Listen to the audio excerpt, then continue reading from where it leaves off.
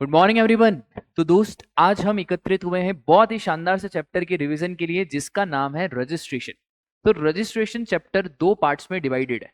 एक है हमारा सेक्शन नंबर 22, 23 और सेक्शन नंबर 24, और दूसरा है हमारा प्रोसीजरल एस्पेक्ट्स जो शुरू होता है हमारा section number 25, 26, 27 and so on. इस चैप्टर में हमें थोड़े बहुत रूल्स भी ध्यान रखने हैं। और वीडियो शुरू होने से पहले आपसे रिक्वेस्ट है कि वीडियो को लाइक करें और इसको बहुत सारे लोगों को शेयर करें, और वो जो सब्सक्राइब का बटन है उस सब्सक्राइब के बटन पे क्लिक करें। तो चलो यार शुरू करते हैं। तो सबसे पहले सर, रजिस्ट्रेशन क्यों कराना है जीएसटी में? तो दो रीजन होते हैं भाई रजिस्ट्रेशन के। एक तो आपको जीएसटी पे करना है और दूसरा आपको आईटीसी लेना है, इसीलिए रजिस्ट्रेशन कराना है। अब तीन सेक्शन बिल्कुल इंपॉर्टेंट, ध्यान देना, 22, 23 और 24। सेक्शन नंबर 22 बात करता है लिमिट बेस्ड रजिस्ट्रेशन। ये लिमिट बेस्ड रजिस्ट्रेशन क्या होता है? अगर आपका एग्रीगेट टर्नओवर थ्रेशोल्ड लिमिट से ज्यादा हो जाता है तो आपको रजिस्ट्रेशन कराना है। अब इसमें दो डाउट आपके दिमाग में आए होंगे। पहला डाउट आपके दिमाग में ये आया होगा कि सर एग्रीगेट टर्नओवर क्या होता है, और दूसरा डाउट जो आपके दिमाग में आया होगा वो जो बहुत इंपॉर्टेंट है, सर आखिरकार ये थ्रेशोल्ड लिमिट क्या है रजिस्ट्रेशन की। तो सबसे पहले हम पहला डाउट आपका क्लियर करते हैं, डेट इज एग्रीगेट टर्नओवर। अब एग्रीगेट टर्नओवर में क्या प्लस होगा और क्या माइनस होगा, ध्यान देना।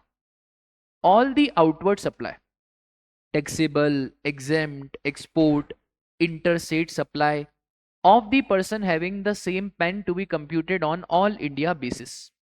तो जो भी मेरा टर्नओवर है उन सारे टर्नओवर को जोड़ो।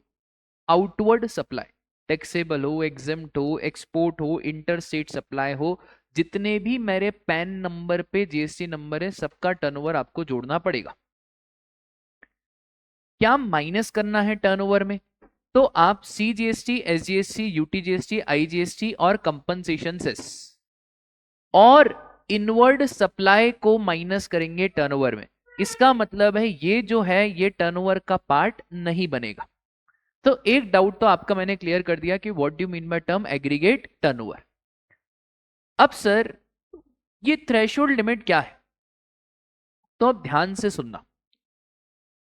लॉ मेकर ने सेक्शन 22 में तीन थ्रेशोल्ड लिमिट बताई है, 10 लाख, 20 लाख और 40 लाख। देखो जनरल लिमिट तो 20 लाख की है, जब लॉ शुरू हुआ था तब भी 20 लाख थी, आज भी 20 लाख है। ये लिमिट तो बनाई गई है 10 और 40 लाख की। सर पहले हम 10 लाख वाली लिमिट की बात करते हैं। अगर आपका धंधा बिजनेस इन चार स्टेट से, Manipur, Mizoram, Nagaland, Tripura, that is MMNT, तो आपके ऊपर 10 लाख की लिमिट लगी। सर अगर हम गुड्स बेचते हैं तो भी 10 लाख, सर्विस बेचते हैं तो भी 10 लाख, गुड्स एंड सर्विस का कॉम्बो बेचते हैं तो भी 10 लाख, अगर MMNT से बेचते हो तो भैया 10 लाख, हम कुछ भी सुनेंगे नहीं। MMNT बोले तो 10 लाख। ठीक है सर। उसके बाद है हमारी 20 लाख की लिमिट। ये 20 लाख की लिमिट हमारी इन 6 स्टेट्स में लगती है। अब सर ये 6 स्टेट्स कौन कौन सी हैं? तो एपी, यूके, मेघालय, सिक्किम, तेलंगाना और पुडुचेरी। इसको आप ऐसे ध्यान रख सकते हो, एपी यूके में महंगा सिक्का गिरा। कहां गिरा? तेल की पुड़ी में गिरा। या तो आप इसको सैमपुट से याद रखो, सैमटुप से याद रखो, जैसे आपको याद रखना है वैसे आप याद रखो। तो सर एपी यूके में महंगा सिक्का तेल की पुड़ी में गिर गया। AP is Arunachal Pradesh, UK is Uttarakhand, महंगा सिक्का इज मेघालय, सिक्किम और तेलंगाना और पुडुचेरी। इन 6 स्टेट्स में चाहे जो हो जाए, चाहे दुनिया इधर की उधर हो जाए, यहां पे हमेशा लिमिट कितनी? चाहे गुड्स दो, चाहे सर्विसेज दो, चाहे गुड्स एंड सर्विसेज दोनों दो। अब 40 लाख की लिमिट कहां पे है, बहुत ध्यान से सुनना। अगर आप इंट्रा स्टेट गुड्स सप्लाई करते हो और वो भी इन 10 स्पेशल कैटेगरी स्टेट्स को हटा दो, और अदर देन नोटिफाइड गुड्स, कुछ कुछ सरकार ने स्पेसिफाइड गुड्स दिए हुए हैं जहां पे ये 40 लाख की लिमिट नहीं लगी, तो फिर आपके ऊपर 40 लाख की लिमिट एप्लीकेबल हो जाएगी।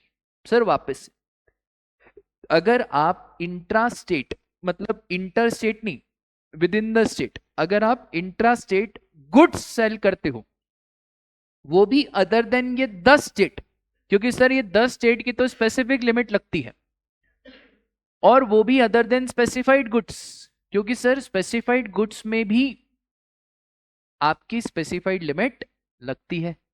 और स्पेसिफाइड गुड्स की लिमिट क्या है? स्पेसिफाइड गुड्स की लिमिट है हमारी 20 लाख, तो ही जाके आपके ऊपर कौन सी वैल्यू एप्लीकेबल हो जाएगी? 40 लाख। अब सुनो ध्यान से, बहुत इंपॉर्टेंट चीज। सपोज करो मैं मणिपुर से लिकर बेच रहा हूं, सिक्किम से शूज बेच रहा हूं, एमपी से शूज बेच रहा हूं। मणिपुर में मेरा टर्नओवर है 8 लाख, सिक्किम में 10 लाख और एमपी में 12 लाख। सर पता कैसे चलेगा कि हमें कहाँ रजिस्ट्रेशन कराना है या नहीं? तो सबसे पहले स्टेप नंबर 1 है कैलकुलेट एग्रीगेट टर्नओवर। पूरा टर्नओवर प्लस कर दो, जितने भी ब्रांचेस है सबको प्लस कर दो, वही एग्रीगेट टर्नओवर की डेफिनेशन के हिसाब से। सर एग्रीगेट टर्नओवर में नॉन टैक्सेबल भी आएगा क्या? देखो एग्रीगेट टर्नओवर में लिखा था एग्जिम्ड टर्नओवर आएगा, और एग्जिम्ड टर्नओवर में नॉन टैक्सेबल वाला भी टर्नओवर इंक्लूड हो जाता है। तो सब जोड़ दो, तो 12 लाख, 22 लाख और 8 लाख, तो 12 10 22, 22 और 8 कितना हो गया? 30 लाख। स्टेप नंबर 2 बात करता है लिमिट। अब कितनी क्या लिमिट लगेगी? सर हम मणिपुर से बेच रहे हैं, तो अभी तो आपने बताया था मणिपुर मिजोरम नागालैंड त्रिपुरा में 10 लाख। सुनो ध्यान से, मणिपुर मिजोरम नागालैंड त्रिपुरा में 10 लाख, अगर आप मणिपुर मिजोरम नागालैंड त्रिपुरा से क्या करते हो मेरे भाई? यहाँ पे हम मणिपुर से लिकर बेच रहे हैं, और liquor is non taxable item. क्योंकि नॉन टैक्सेबल आइटम है तो भैया यहाँ पे कोई 10 लाख वाली लिमिट नहीं लगेगी।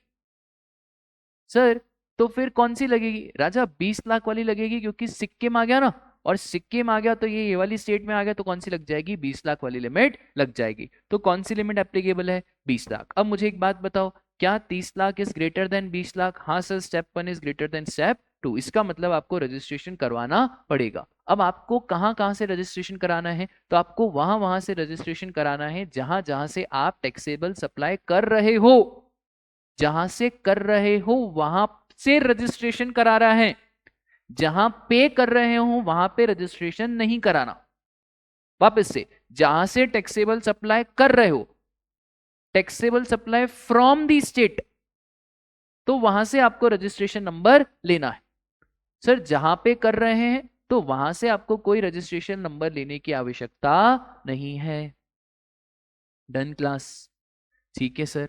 सर एक बात बताओ, क्या मणिपुर में रजिस्ट्रेशन लेंगे? नहीं, यहाँ से हम टैक्सेबल सप्लाई कर ही नहीं रहे, यहाँ से हम नॉन टैक्सेबल सप्लाई कर रहे हैं, तो मणिपुर से कोई जीएसटी नंबर लेने की जरूरत नहीं है। क्या सिक्किम से लेना है? हाँ सर, सिक्किम में भी आपको रजिस्ट्रेशन लेना पड़ेगा, और एमपी में भी आपको जीएसटी नंबर लेना पड़ेगा।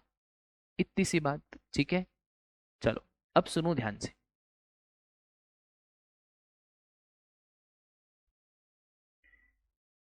कुछ कुछ बातें एग्रीगेट टर्नओवर की। कोई आउटवर्ड सप्लाई है जिसका टैक्स सामने वाले को रिवर्स चार्ज में देना है, क्या वो एग्रीगेट टर्नओवर में जुड़ेगा?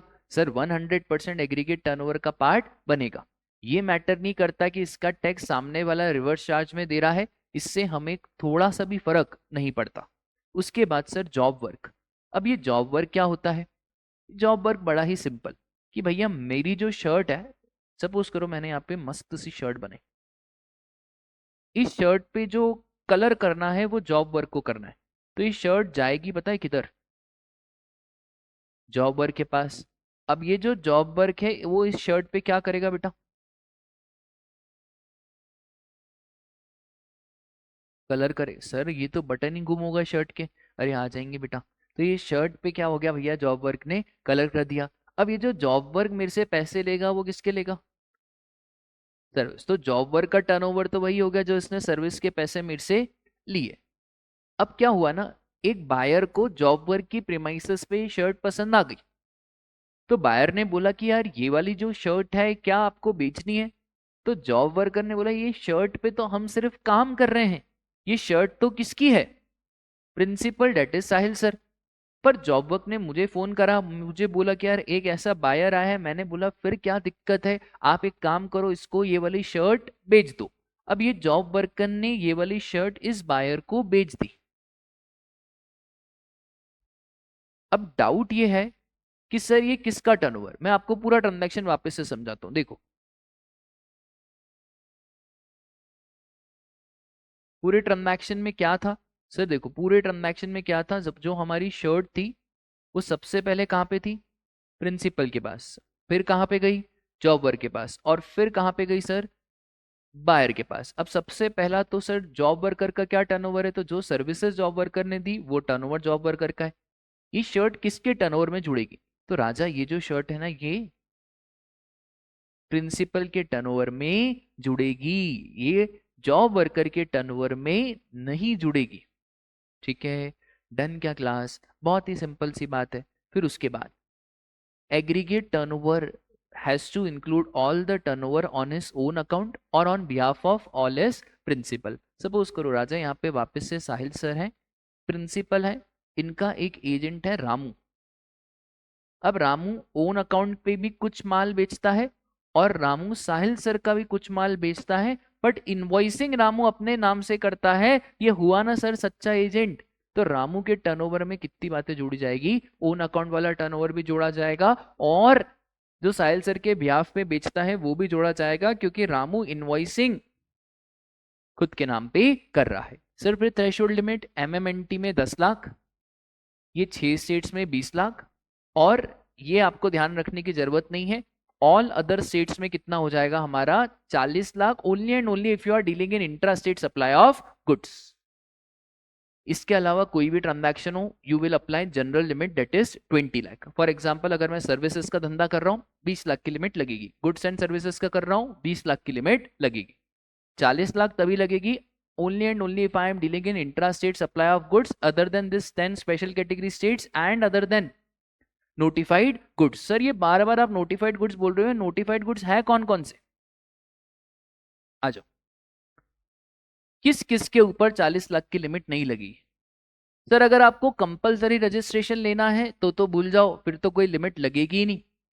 और अगर आप इन सब गुड्स में डील करते हो, कौन कौन से?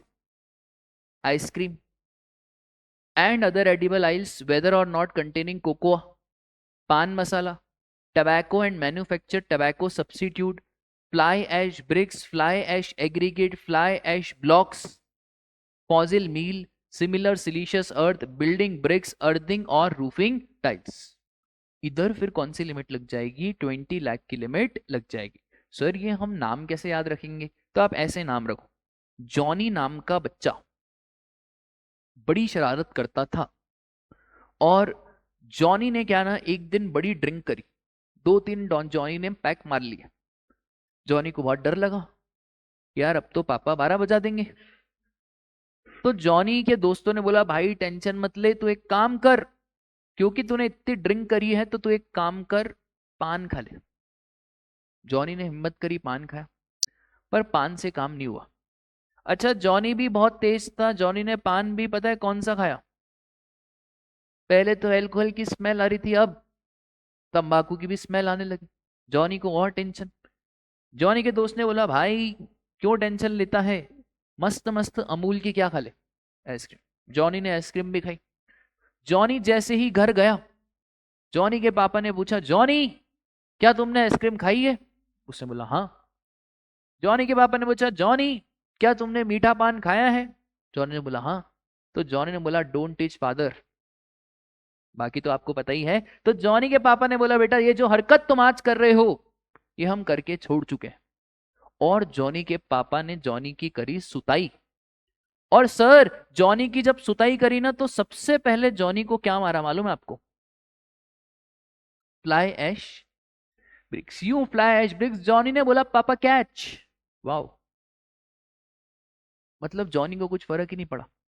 पापा को गुस्सा आया, पापा ने ब्रिक्स के बाद उठाई फ्लाई ऐश एग्रीगेट। जॉनी फिर भी डॉश कर गया। फिर पापा ने उठाया fly ash block. Johnny catch कर रहा है, कोई फर्क नहीं पड़ रहा है। पापा को गुस्सा बढ़ते जा रहा है। पापा ने बोला बेटा जॉनी अब तू गया, अब क्या उठाएंगे? और सिमिलर सिलिशियस अर्थ। उसके बाद भी जॉनी बच गया और जॉनी भाग रहा है, टेरिस पे चला गया जॉनी। पापा ने दे पटक के मारी कौन सी ब्रिक्स? Building BRICS. और उसके बाद जैसे ही टेरिस पे गया तो पापा ने मारी कौन सी tiles? Roofing tiles. Wow sir wow. और इस कहानी से हमको एक ही चीज याद करने को मिलती है, डेट इज ये यहाँ पे सारे गुड्स में कौन सी लिमिट लग जाएगी? 20 लाख की लिमिट लग जाएगी। बोलो माता रानी की जय। ठीक है, फिर सर रजिस्ट्रेशन वहीं से कराना है, from where the taxable supply takes place. तो जहां से टैक्सेबल सप्लाई हो रही है वहां से रजिस्ट्रेशन कराना है। Person liable for registration in case of transfer of business, बहुत ही सिंपल है। जब भी आपका धंधा ट्रांसफर हो रहा है तो जो सामने वाला ट्रांसफर ही है या सक्सेसर है उसे रजिस्ट्रेशन कराना है। कौन सी डेट से? डेट ऑफ सच ट्रांसफर और सक्सेशन। एक और चीज सर, अगर अमलगमेशन है, डीमर्जर है दो कंपनीज का हाई कोर्ट के ऑर्डर की वजह से, तो ट्रांसफरी को रजिस्ट्रेशन कराना है उस डेट से जब से आरओसी ने नया सर्टिफिकेट ऑफ इनकॉर्पोरेशन इशू करा है। एमसीक्यू पॉइंट ऑफ व्यू से ध्यान रखना, कभी भूले भटके पूछ सकता है। ठीक है सर, हमारा सेक्शन 22 तो हो गया, बहुत बढ़िया राजा। इसके बाद है सेक्शन नंबर 23। 23 बात करता है नो रजिस्ट्रेशन की। अब सर ये नो रजिस्ट्रेशन क्या है? नो रजिस्ट्रेशन मतलब नो रजिस्ट्रेशन, रजिस्ट्रेशन कराने की कोई भी आपको आवश्यकता नहीं है। अब सेक्शन 23 में सर आखिरकार कौन कवर है? इन्होंने बोला कि if the person is engaged, word ध्यान देना क्या, एक्सक्लूसिव।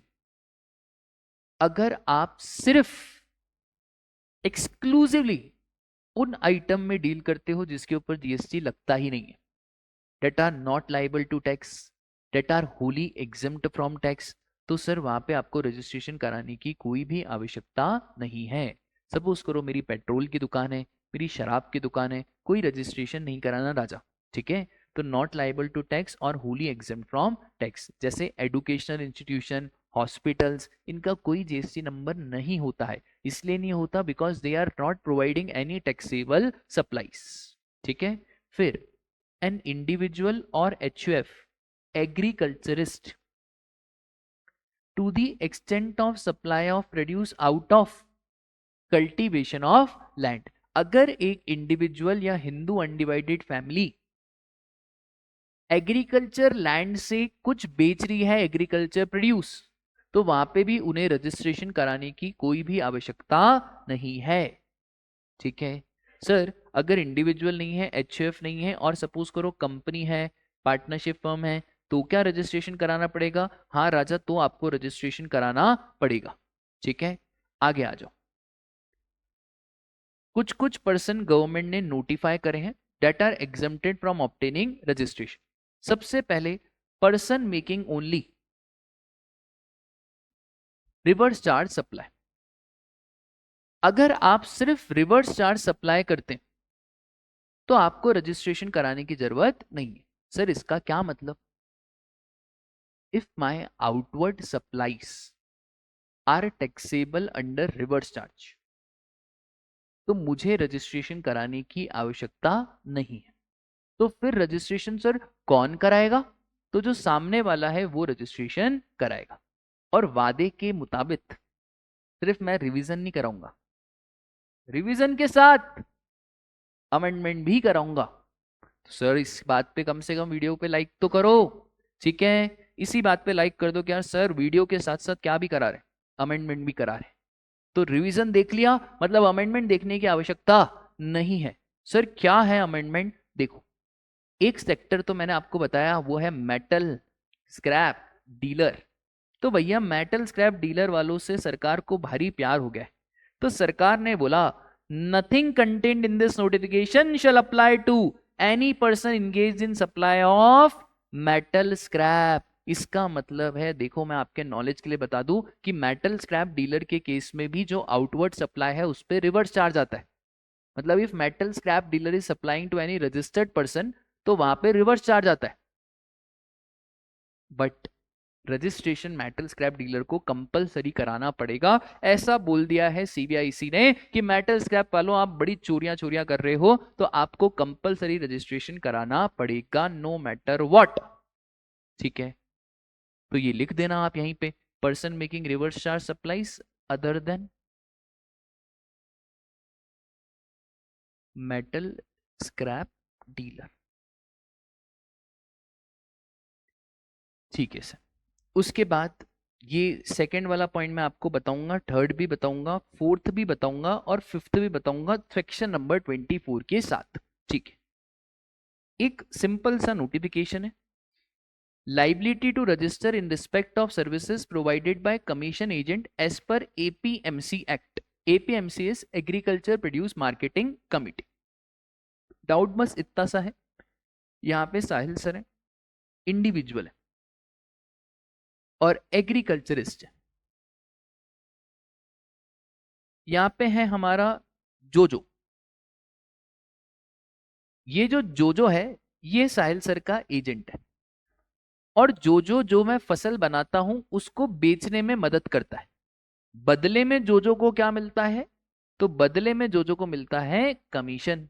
सर ये कमीशन टैक्सेबल है या एग्जेम्प्ट है? राजा आपको ऑलरेडी बताई है कि जो एग्रीकल्चर प्रोड्यूस को बेचने के बाद कमीशन कमाया वो भी क्या होता है? एग्जेम्प्ट। डाउट ये आया कि क्या जोजो अगर सच्चा एजेंट है तो क्या उसे रजिस्ट्रेशन कराना है, क्योंकि सेक्शन नंबर 24 में लिखा है कि सच्चे एजेंट को रजिस्ट्रेशन कराना है। तो हमने बोला भाई रुको, जोजो को तब तक रजिस्ट्रेशन नहीं कराना जब तक जोजो कौन सी सप्लाई नहीं कर रहा। क्या जोजो टैक्सेबल सप्लाई कर रहा है? नहीं सर, जोजो तो एग्जाम सप्लाई कर रहा है कमीशन की। और एक और चीज सर, जोजो जिसके बिहाफ पे सप्लाई कर रहा है क्या वो खुद एक रजिस्टर्ड पर्सन है? क्या वो खुद एक टैक्सेबल पर्सन है? क्या साहिल सर टैक्सेबल पर्सन है क्या? नहीं सर।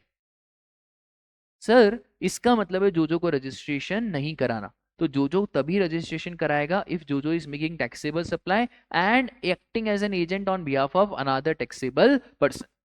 सर एक बात बताओ, टैक्सेबल पर्सन और रजिस्टर्ड पर्सन में कुछ फर्क होता है क्या? एक इतू सा फर्क। टैक्सेबल पर्सन मतलब any person who is registered और लाइबल टू बी रजिस्टर्ड। इसका मतलब है अगर मेरा टर्नओवर क्रॉस हो गया है बट मैंने रजिस्ट्रेशन नहीं कराया, then I will be called taxable person, not a registered person. ठीक है, रजिस्टर्ड पर्सन मतलब जिसने जीएसटी में रजिस्ट्रेशन करा दिया। ठीक है, आया समझ में? बस अब आ जाओ हमारा विशाल काया section, that is section number 24। इसमें भी एक दो अमेंडमेंट है, वो अपन करेंगे कवर, क्यों टेंशन लेना। तो section number 24 is compulsory registration in certain cases. कहां कहां पे सर कंपलसरी रजिस्ट्रेशन कराना पड़ेगा? सबसे पहला, interstate taxable supply of goods. अगर आप इंटरस्टेट टैक्सेबल सप्लाई करते हैं गुड्स का तो राजा आपको कंपलसरी रजिस्ट्रेशन कराना है, नो मैटर व्हाट। अब सुनो ध्यान से, इतना शानदार चार्ट बनाया ना मैंने आपके लिए। Interstate taxable supply of goods आपको क्या कराना है? कंपलसरी रजिस्ट्रेशन कराना है। बट अगर आप हैंडीक्राफ्ट गुड्स में डील करते हो, हैंडीक्राफ्ट गुड्स मतलब वो गुड्स जो हाथ की कारीगरी से बने हुए हैं, हैंडीक्राफ्ट गुड्स में थोड़ी बहुत मशीनरी यूज हो सकती है, कोई दिक्कत की बात नहीं है। अगर आप हैंडीक्राफ्ट गुड्स यूज कर रहे हो तो फिर आपके ऊपर लिमिट लग जाएगी 10 लाख और 20 लाख वाली, भले आप इंटरस्टेट ही क्यों ना दे रहे हो। 10 लाख की लिमिट मणिपुर, मिजोरम, नागालैंड, त्रिपुरा, और 20 लाख की लिमिट वो 6 स्टेट्स एपी, यूके, सिक्किम। ठीक है, पर अगर आप इंटरस्टेट सप्लाई ऑफ सर्विसेज करते हो तो सर आपके ऊपर वापस से लिमिट लगेगी कौन सी? 10 लाख और 20 लाख। आपको कंपलसरी रजिस्ट्रेशन कराने की जरूरत नहीं है। ठीक है, इंटरस्टेट सप्लाई क्लियर हो गया क्या? तो बस यही है, देखो, नोटिफाइड हैंडीक्राफ्ट गुड्स और नोटिफाइड हैंडमेड गुड्स। कभी कभार एग्जाम में क्वेश्चन आ जाएगा कि सर हैंडीक्राफ्ट गुड्स में 20% मशीन यूज है, चलेगा क्या? हाँ सर दौड़ेगा, कोई दिक्कत की बात नहीं है। पर अगर ऐसा बोल दे कि 50% मशीन यूज है तो फिर नहीं चलेगा। ठीक है, अगला है कैजुअल टैक्सेबल पर्सन। ये कौन होता है सर? सीटीपी। सीटीपी का मतलब वो इंसान जिसका कोई फिक्स ठिकाना नहीं होता, बंजारा। अब सीटीपी और एनआरटीपी को 5 दिन प्रायर रजिस्ट्रेशन लेना पड़ता है और एडवांस में जीएसटी देना रहता है, क्योंकि इनका कोई ठिकाना नहीं है। तो सीटीपी होता है इंडिया का, और ये जो एनआरटीपी होता है ये भी एज सीटीपी जैसा ही है, बस एनआरटीपी होता है फॉरेनर। लॉ मेकर बोलता है सीटीपी आपको भी कंपलसरी रजिस्ट्रेशन कराना है, एनआरटीपी को भी कंपलसरी रजिस्ट्रेशन कराना है। बट सीटीपी को बोला गया अगर आप हैंडीक्राफ्ट गुड्स में डील कर रहे हो तो आपके ऊपर भी लिमिट लग जाएगी। कौन सी वाली सर? 10 लाख और 20 लाख वाली, as the case may be. But NRTP अगर हैंडीक्राफ्ट गुड्स में डील कर रहा है तो वहां पे कोई लिमिट नहीं है, वहां पे आपको कंपलसरी रजिस्ट्रेशन कराना पड़ेगा। डन। उसके बाद sir, person who are required to pay the tax on reverse charge. अगर मेरी इनवर्ट सप्लाई है और इनवर्ट सप्लाई के बिहाफ पे मुझे आरसीएम में कोई टैक्स पे करना है तो सर रजिस्ट्रेशन आपको लेना पड़ेगा। अब सुनो ध्यान से, यहां पे भी अमेंडमेंट है सेक्शन नंबर 24 में। ये देखो, एक्सेप्ट द सप्लायर ऑफ, क्योंकि मेटल स्क्रैप वालों को तो सर क्या लेना है? कंपलसरी रजिस्ट्रेशन लेना है, नो मैटर व्हाट। ठीक है, तो ये बस इतना सा ध्यान रखना। मेटल स्क्रैप वालों को अगर एग्जाम में क्वेश्चन आ जाए तो भले फिर रिवर्स चार्ज ही हो, भले मेटल स्क्रैप वालों का जीएसटी किसी और को देना हो, पर फिर भी मेटल स्क्रैप वालों को कंपलसरी रजिस्ट्रेशन लेना है। ठीक है, बहुत बढ़िया सर, बहुत बढ़िया, बहुत अच्छे से समझ में आ गया। फिर एनआरटीपी वाली बात हमारी डन हो गई। उसके बाद हर ई कॉमर्स ऑपरेटर जिसको टीसीएस कलेक्ट करना है उसे भी जीएसटी में रजिस्ट्रेशन लेना है।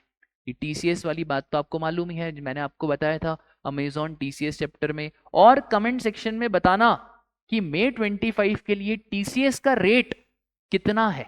ठीक है, तो सर देखते हैं कमेंट सेक्शन में आप बता पाते हैं या नहीं बता पाते। तो आगे आ जाओ। पर्सन हु सप्लाइज गुड्स और सर्विसेज वाया ई कॉमर्स ऑपरेटर। अब इसको भी समझना ध्यान से, ये क्या कहना चाह रहे हैं। देखो, कोई भी इंसान अगर ई कॉमर्स ऑपरेटर के थ्रू बेच रहा है, सपोज करो यहां पे साहिल सर है और साहिल सर हो गए हमारे सप्लायर, और मेरे को अमेजोन से कुछ बेचना है। ठीक है, कपड़े बेचने, खिलौने बेचने। देखो, अमेजोन को तो रजिस्ट्रेशन लेना ही है as a e commerce operator, साथ ही साथ मुझे भी रजिस्ट्रेशन लेना है क्योंकि मैं बेच रहा हूं किसके थ्रू? अमेजोन के थ्रू। तो यहाँ पे सर दो रजिस्ट्रेशन, एक तो आपको रजिस्ट्रेशन लेना पड़ेगा और एक अमेजोन को रजिस्ट्रेशन लेना पड़ेगा। बट अगर आप ये वादा कर दो कि आप ई कॉमर्स ऑपरेटर पे बेचोगे तो सही, बट सिर्फ इंट्रा स्टेट बेचोगे, तो फिर आपको रजिस्ट्रेशन लेने की जरूरत नहीं है। हाँ, यहाँ पे आपको बस एक नंबर लेना पड़ेगा जिसको बोलते हैं क्या? Enrolment number. ये चर्चाएं हमने पहले भी करी है और ये चर्चाएं हम इस चैप्टर में वापस भी करेंगे। ठीक है, ठीक है सर, समझ में आया। अच्छा, 9(5) का केस पूरा अलग ही है। अब 9(5) में किसको रजिस्ट्रेशन लेना है या नहीं लेना है, सुनो ध्यान से। 9(5) में सर टोटल कितने केसेस होते हैं? Sir 4 cases. पहला हमारा होता है ओला, ओयो, फिर होता है हमारा अर्बन क्लैप, और फिर होता है हमारा होटल। होटल मत बोलो आप, इसको बोलो क्या?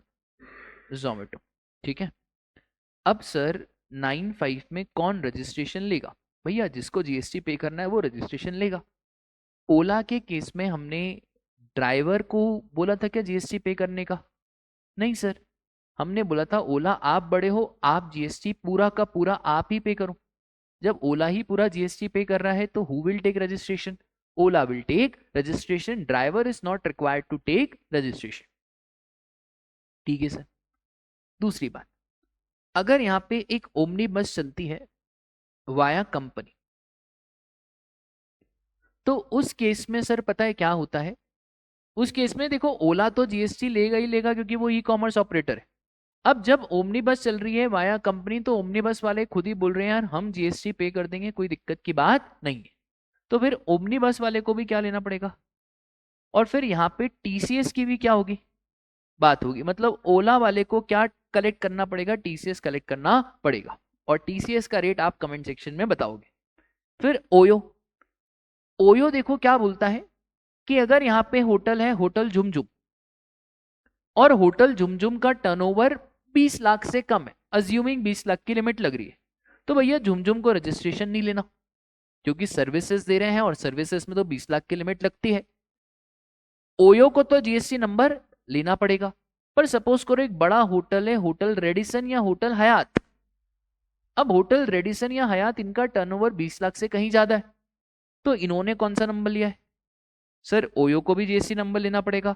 अब भैया दोनों को जीएसटी नंबर लेना पड़ेगा, और क्या टीसीएस की भी बात होगी? हाँ सर, टीसीएस की भी बात होगी। अर्बन क्लैप, अब जब अर्बन क्लैप में जो प्लम्बर है, अगर प्लम्बर का टर्नओवर 20 लाख से ज्यादा है तो फिर प्लम्बर भी जीएसटी नंबर लेगा, और अर्बन क्लैप को तो लेना ही पड़ेगा as a e commerce operator. और फिर अर्बन क्लैप क्या भी कलेक्ट करेगा? टीसीएस। दूसरी बात, अगर सर प्लम्बर का टर्नओवर कम है तो प्लम्बर को जीएसटी नंबर लेने की आवश्यकता नहीं है, उस केस में किसको लेना पड़ेगा? अर्बन क्लैप को जीएसटी नंबर लेना पड़ेगा। और फिर जोमेटो वाले केस में क्या होता है, अगर कोई भी ऐसा होटल जहां पे रूम भी है, जहां रहने की सुविधा भी है, और रूम का जो टैरिफ है वो 7,500 रुपए से ज्यादा है, तो फिर हम बोलेंगे भैया ये रूम बड़ा है और ये इस रूम को कौन सा नंबर लेना चाहिए? GST number. और जोमेटो को तो जीएसटी नंबर लेना ही पड़ेगा, और जब दोनों के पास जीएसटी नंबर है तो क्या भी कलेक्ट करो आप? टीसीएस। पर सर अगर कोई ऐसा होटल है जहां रुकने की व्यवस्था नहीं है, या जहां पे जो रेट है वो 7,500 रुपए से कम है, तो सर अगर 7,500 रुपए या उससे कम है तो फिर इस होटल को जीएसटी नंबर लेने की आवश्यकता नहीं है, अज्यूमिंग कि होटल का टर्नओवर क्रॉस नहीं हुआ। ठीक है सर, अगर होटल का टर्नओवर क्रॉस हो गया तो भैया जीएसटी नंबर लेना पड़ेगा, क्योंकि भैया सारा खाना जोमेटो के थ्रू थोड़ी बुक होता है, कुछ कुछ ऐसे भी तो रहता है जो ओवर द काउंटर रहता है, तो सर यहाँ पे फिर जोमेटो को पूरा जीएसटी इसका पे करना पड़ेगा और कोई टीसीएस की बात नहीं होगी। ठीक है, ये पूरा डिस्कशन हो गया हमारा किसका? ई कॉमर्स ऑपरेटर का। ठीक है, आगे आ जाओ सर। फिर जिस जिस पर्सन को टीडीएस डिडक्ट करना है, तो एज अ टीडीएस डिडक्टर भी आपको रजिस्ट्रेशन लेना पड़ेगा। तो यहाँ पे गवर्नमेंट डिपार्टमेंट्स आते हैं, और साथ ही यहाँ पे अब मेटल स्क्रैप डीलर्स भी आ गए हैं कि अगर registered person is paying amount to a metal scrap dealer, then also TDS deductor वाला जो जीएसटी नंबर है वो आपको लेना पड़ेगा। उसके बाद person who makes taxable supply on behalf of other taxable person, यहाँ पे बात कर रहे हैं कौन से एजेंट की? सर सच्चे एजेंट की बात कर रहे हैं जो इनवॉइसिंग अपने नाम पे कर रहा है। आईएसजी का डिस्कशन सीए फाइनल में आएगा, बस अभी याद ध्यान रखो कि ISD has to take compulsory registration. फिर OIDAR, online information database access और retrieval services from a place outside India to a person in India, और इसके साथ एक और जोड़ दो राजा, क्या? Online money gaming from a place outside India to a person in India. ठीक है, फिर person who are required to pay the tax under section 95, जिसको 95 में टैक्स पे करना है, रिवर्स चार्ज में टैक्स पे करना है, तो उनको भी क्या लेना पड़ेगा? रजिस्ट्रेशन लेना पड़ेगा। अभी मैंने 95 का डिस्कशन बड़ा डिटेल में कर दिया, तो आपको बहुत अच्छे से समझ में आया होगा। सच अदर पर्सन एज में be notified by government on the recommendation of council. ठीक है, तो ये ध्यान रखना, इसमें ये अमेंडमेंट भी ध्यान रख लेना। कौन सा वाला? एक तो ऑनलाइन मनी गेमिंग वाला और एक मेटल स्क्रैप डीलर वाला। ठीक है, इसी के साथ राजा हमारा सेक्शन नंबर 22, 23 और 24 खत्म होता है। पर रुको रुको रुको रुको, ये जो मैं आपको बोल रहा था वेरी वेरी इंपॉर्टेंट, पता नहीं यार ये मैं 2-3 अटेम्प्ट से बोल रहा हूं पर आईसीएआई पता नहीं पूछ क्यों नहीं रहा है, पर शायद मे 25 वालों अब तुम्हारी किस्मत में ये क्वेश्चन लिखा हुआ है, अब तो ये आके ही रहेगा। इसको हो गए अब बहुत टाइम हो गया इस अमेंडमेंट को, ये तो अब आके ही रहेगा। सर ये क्या है अमेंडमेंट? कि सर आप अगर चाहो तो ई कॉमर्स ऑपरेटर के थ्रू बेच सकते हो विदाउट जीएसटी नंबर। हाँ जी, आपने सही सुना, आप ई कॉमर्स ऑपरेटर के थ्रू बेच सकते हो विदाउट जीएसटी नंबर, और आपको बस क्या लेना पड़ेगा? Enrolment number. पर कुछ कुछ वादे करने पड़ेंगे। हाँ सर वादा करेंगे, कौन सा वादा? Inter state supply of goods नहीं करेंगे, एक से ज्यादा ई कॉमर्स ऑपरेटर के साथ नहीं जुड़ेंगे। ठीक है, एक से ज्यादा स्टेट्स में भी नहीं जुड़ेंगे।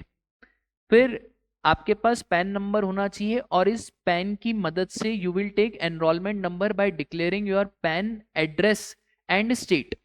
तो पास डिक्लेयर करके आप एनरोलमेंट नंबर लोगे, एनरोलमेंट नंबर आपको मिल जाएगा। सर ऐसे इंसान को एक से ज्यादा एनरोलमेंट नंबर नहीं मिलेगा, और ई कॉमर्स ऑपरेटर को भी वादा करना पड़ेगा कि आप तब तक नहीं बेच सकते जब तक इनके पास एनरोलमेंट नंबर नहीं है। और जैसे ही इन इंसान को रजिस्ट्रेशन मिल जाएगा, इनका टर्नओवर 10 लाख 20 लाख 40 लाख क्रॉस कर जाएगा, तो फिर राजा इनको जीएसटी नंबर लेना पड़ेगा, और फिर जैसे ही ये जीएसटी नंबर लेंगे इनका enrolment number null and void हो जाएगा। डन क्लास, बस इतनी सी बात है, ठीक है। और हमारा सेक्शन 22, 23, 24 खत्म होता है। ये सेक्शन दिल से याद रखना। और देखो रजिस्ट्रेशन चैप्टर में दो पार्ट है, एक 22, 23, 24 और दूसरा प्रोसीजरल एस्पेक्ट्स। अगर आप 22, 23, 24 भी करके चले गए और प्रोसीजरल एस्पेक्ट्स आपने ज्यादा ध्यान नहीं भी दिया तो भी आपका काम हो जाएगा, ठीक है, क्योंकि प्रोसीजरल एस्पेक्ट से ज्यादा क्वेश्चन एग्जाम में नहीं पूछे जाते, ठीक है। चलो सर हम प्रोसीजरल एस्पेक्ट्स भी करेंगे, और प्रोसीजरल एस्पेक्ट्स में मैं आपको बता दूंगा कि ये रूल नंबर याद रखना, ये वाला सेक्शन याद रखना, ठीक है। आ जाओ सेक्शन नंबर 25। जो भी इंसान को 22 या 24 में रजिस्ट्रेशन कराना है, 22 मतलब सर वो थ्रेशोल्ड लिमिट पास हुई उसका रजिस्ट्रेशन, 24 मतलब सर 24 तो याद ही नहीं हो रहा, तो 24 का मतलब क्या था बताओ सर, 24 कंपल्सरी रजिस्ट्रेशन। तो सर इन्हें रजिस्ट्रेशन हर वो स्टेट हर वो यूटी में करवाना है जहां से ये लाइबल है। कितने दिन के अंदर अंदर अप्लाई कर देना है? With in 30 days. तो जब से आप लाइबल हुए, जब से आपका थ्रेशोल्ड क्रॉस हुआ, उसके 30 दिन के अंदर अंदर you have to apply for GST registration. CTP और एनआरटीपी इनको 5 दिन prior to commencement of business apply कर देना है फॉर रजिस्ट्रेशन। और कोई भी पर्सन अगर टेरिटोरियल वाटर्स ऑफ इंडिया से सप्लाई कर रहा है तो इन्हें उस स्टेट से उस यूटी से रजिस्ट्रेशन लेना है जहां पे the nearest point of appropriate baseline is located. याद करो section number 9 of IGST act, place of supply, वहां पे भी मैंने आपको बताया था इनका लोकेशन ऑफ सप्लायर और प्लेस ऑफ सप्लाई वही बनेगा जो सबसे ज्यादा करीब है, जो सबसे ज्यादा पास वाला स्टेट है वही इनका प्लेस ऑफ सप्लाई और एलओएस बन जाएगा। सर व्हेन, तो वापस से वही 30 days on which he becomes liable to registration, ठीक है। रजिस्ट्रेशन कैसा होता है? स्टेट वाइज रजिस्ट्रेशन होता है। जीएसटी में कोई सेंट्रलाइज रजिस्ट्रेशन नहीं है, एक रजिस्ट्रेशन से काम नहीं बनेगा। ओएडार वाले एक रजिस्ट्रेशन ले सकते हैं, ऑनलाइन मनी गिविंग वाले एक रजिस्ट्रेशन ले सकते हैं, बाकी सबको मल्टीपल रजिस्ट्रेशन लेने पड़ेंगे अगर आपका धंधा मल्टीपल स्टेट से ऑपरेट करता है, ठीक है सर। इसमें एक और चीज याद रखना, अगर एक ही स्टेट है, सपोज करो एमपी, और एक धंधा इंदौर में है और एक धंधा भोपाल में, आप चाहो तो एक रजिस्ट्रेशन ले लो और आप चाहो तो 2 रजिस्ट्रेशन ले लो। पर अगर आपने 2 रजिस्ट्रेशन लिए तो इसका खामियाजा आपको भुगतना पड़ेगा, क्योंकि फिर ये दोनों डिस्टिंक्ट पर्सन कहलाएंगे, और अगर डिस्टिंक्ट पर्सन कहलाएंगे तो para number 2 of schedule number 1 attract हो जाएगा, और फिर आपके ऊपर अननेसेसरी जीएसटी का लाइबिलिटी आ जाएगी, क्योंकि सर कंसिडरेशन नहीं भी है फिर भी सप्लाई मान लिया जाएगा। पर हाँ, अगर आप 2 नंबर लेते हो तो आपका जो कंप्लायंसेस है वो ज्यादा सुधर जाएगा, दोनों के अलग अलग अकाउंट्स रिकॉर्ड्स आपको ढूंढने को मिल जाएंगे, ठीक है। तो आपके पास ऑप्शन है। एक और चीज सर, अगर हमने एक रजिस्ट्रेशन लिया तो अगर एक रजिस्ट्रेशन लिया तो you have to declare one place as PPOB, that is principal place of business, and other place as APOB, that is additional place of business, ठीक है। ये हो गई हमारी बात सेपरेट रजिस्ट्रेशन। फिर रजिस्ट्रेशन का form GST REG 01 SEZ registration. अब ये भी सुनो ध्यान से, अगर मेरा एक ऑफिस इंदौर में है, एक ऑफिस मेरा भोपाल में, Indore is DTA domestic tariff area, और भोपाल में जो हमारी फैक्ट्री है वो SEZ में लोकेटेड। अब यहां पे भी सर आपके पास ऑप्शन है क्या? सॉरी, अब यहां पे आपको कंपलसरी कितने रजिस्ट्रेशन लेने पड़ेंगे? 2। इसलिए आपको 2 रजिस्ट्रेशन लेने पड़ेंगे क्योंकि सर जो स्पेशल इकोनॉमिक जोन है उसको सेपरेट माना जाता है, उसको कभी भी ऐसा नहीं माना जाता कि वो स्टेट का पार्ट है। SEZ का मतलब ही हो गया कि आप तो डीम्ड फॉरेन में धंधा कर रहे हो, इनफैक्ट अगर ये इधर बेच रहे हैं ना, इसको पता है क्या बोलते हैं, एक्सपोर्ट, और इनको वो सारे बेनिफिट मिलते हैं जो zero rated supply of goods और सर्विसेज को मिलते हैं, ऑल्दो असली में तो एक्सपोर्ट हुआ ही नहीं है। ठीक है, उसके बाद वॉलेंटरी रजिस्ट्रेशन। सर हमारा टर्नओवर क्रॉस नहीं हुआ है, फिर भी हम क्या जीएसटी नंबर ले सकते हैं? हाँ भैया आप ले सकते हो, बट अगर आपने जीएसटी नंबर लिया तो आपके ऊपर इस एक्ट के सारे प्रोविजन वैसे ही लगेंगे जैसे एक नॉर्मल जीएसटी रजिस्टर्ड पर्सन पे लगते हैं। There is no exemption granted to you. फिर डिस्टिंक्ट पर्सन। डिस्टिंक्ट पर्सन का मतलब क्या होता है? सर अगर आपके अलग अलग जो जीएसटी नंबर है तो इन सारे पर्सन्स को जीएसटी लॉ के हिसाब से डिस्टिंक्ट पर्सन माना जाएगा। पैन नंबर होना चाहिए आपके पास। अब सुनो ध्यान से, यूनिक आइडेंटिटी नंबर, बिल्कुल ध्यान से इधर ध्यान दो। देखो जो फॉरेन एम्बेसीज है, कंसोलेट्स हैं, या कोई भी वर्ल्ड बैंक है, इनको क्या है ना, इनके ऊपर सरकार ने देखो नियम कायदे कानून कैसे लगाए। सपोज करो यहाँ पे एक एम्बेसी है। अब एम्बेसी और कंसोलेट्स में फर्क तो समझते होगे। Embassy situated in the capital of the country और कंसोलेट्स कहीं पे भी सिचुएटेड हो सकती है अपने देशवासियों का ध्यान रखने के लिए। अब एम्बेसी जो भी सर्विस देता है वो एग्जेम्प्ट होती है। अगर आपने एग्जेम्पशन चैप्टर पढ़ा होगा तो वहां पे साफ लिखा हुआ है services by foreign diplomatic mission exempt. पर अगर एम्बेसी को कोई सर्विसेज मिल रही है तो वो एग्जेम्प्ट नहीं है। वो इसका मतलब है यहां पे कोई एम्बेसी को सर्विसेज दे रहा है, उसकी वैल्यू है 10,000 रुपये। अब सामने वाला तो जीएसटी भी लगा रहा है, 18% से जीएसटी लगाया। अब डाउट ये आया कि सर ये जो 1800 रुपए एम्बेसी के पास आईटीसी इकट्ठा हुआ, एम्बेसी इसका क्या करेगा? एम्बेसी का तो नुकसान हो गया। तो एम्बेसी ने बोला है साहब हमारा तो नुकसान हो गया, क्योंकि आपने बोल के रखा है कि सारी सर्विसेज जो भी हम देंगे वो तो एग्जेम्प्ट, और ये तो एग्जाम करना ही पड़ेगा क्योंकि जीएसटी एक डेस्टिनेशन बेस्ड प्रिंसिपल है। ओहो हो। तो फिर हमने बोला यार एम्बेसी आपको ये 1800 का हम रिफंड दे देंगे। तो एम्बेसी ने बोला रिफंड के लिए तो मेरे को जीएसटी नंबर लेना पड़ेगा। तो हमने बोला यार एम्बेसी आपको है ना हम एक ऑप्शन देते हैं यूआईएन नंबर लेने का। ये जीएसटी नंबर नहीं है, बट सर आपका जो रिफंड है उसका काम हो जाएगा।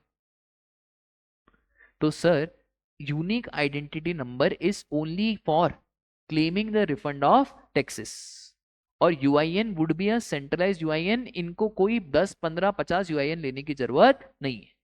और यूआईएन वाला is not considered as registered person, therefore he is not a taxable person, therefore he is treated as B2C transaction, therefore dynamic QR code is also applicable। ठीक है सर, इन्हें रजिस्ट्रेशन मिल तो जाएगा, कितने दिन में मिल जाएगा? मात्र, बट हमें सिफारिश चाहिए। सिफारिश आनी चाहिए कहां से? Ministry of external affairs government of India. तो ministry of external affairs government of India से सिफारिश आ जाए तो हम सर्टिफिकेट इशू कर देंगे फॉर्म जीएसटी REG 06 में।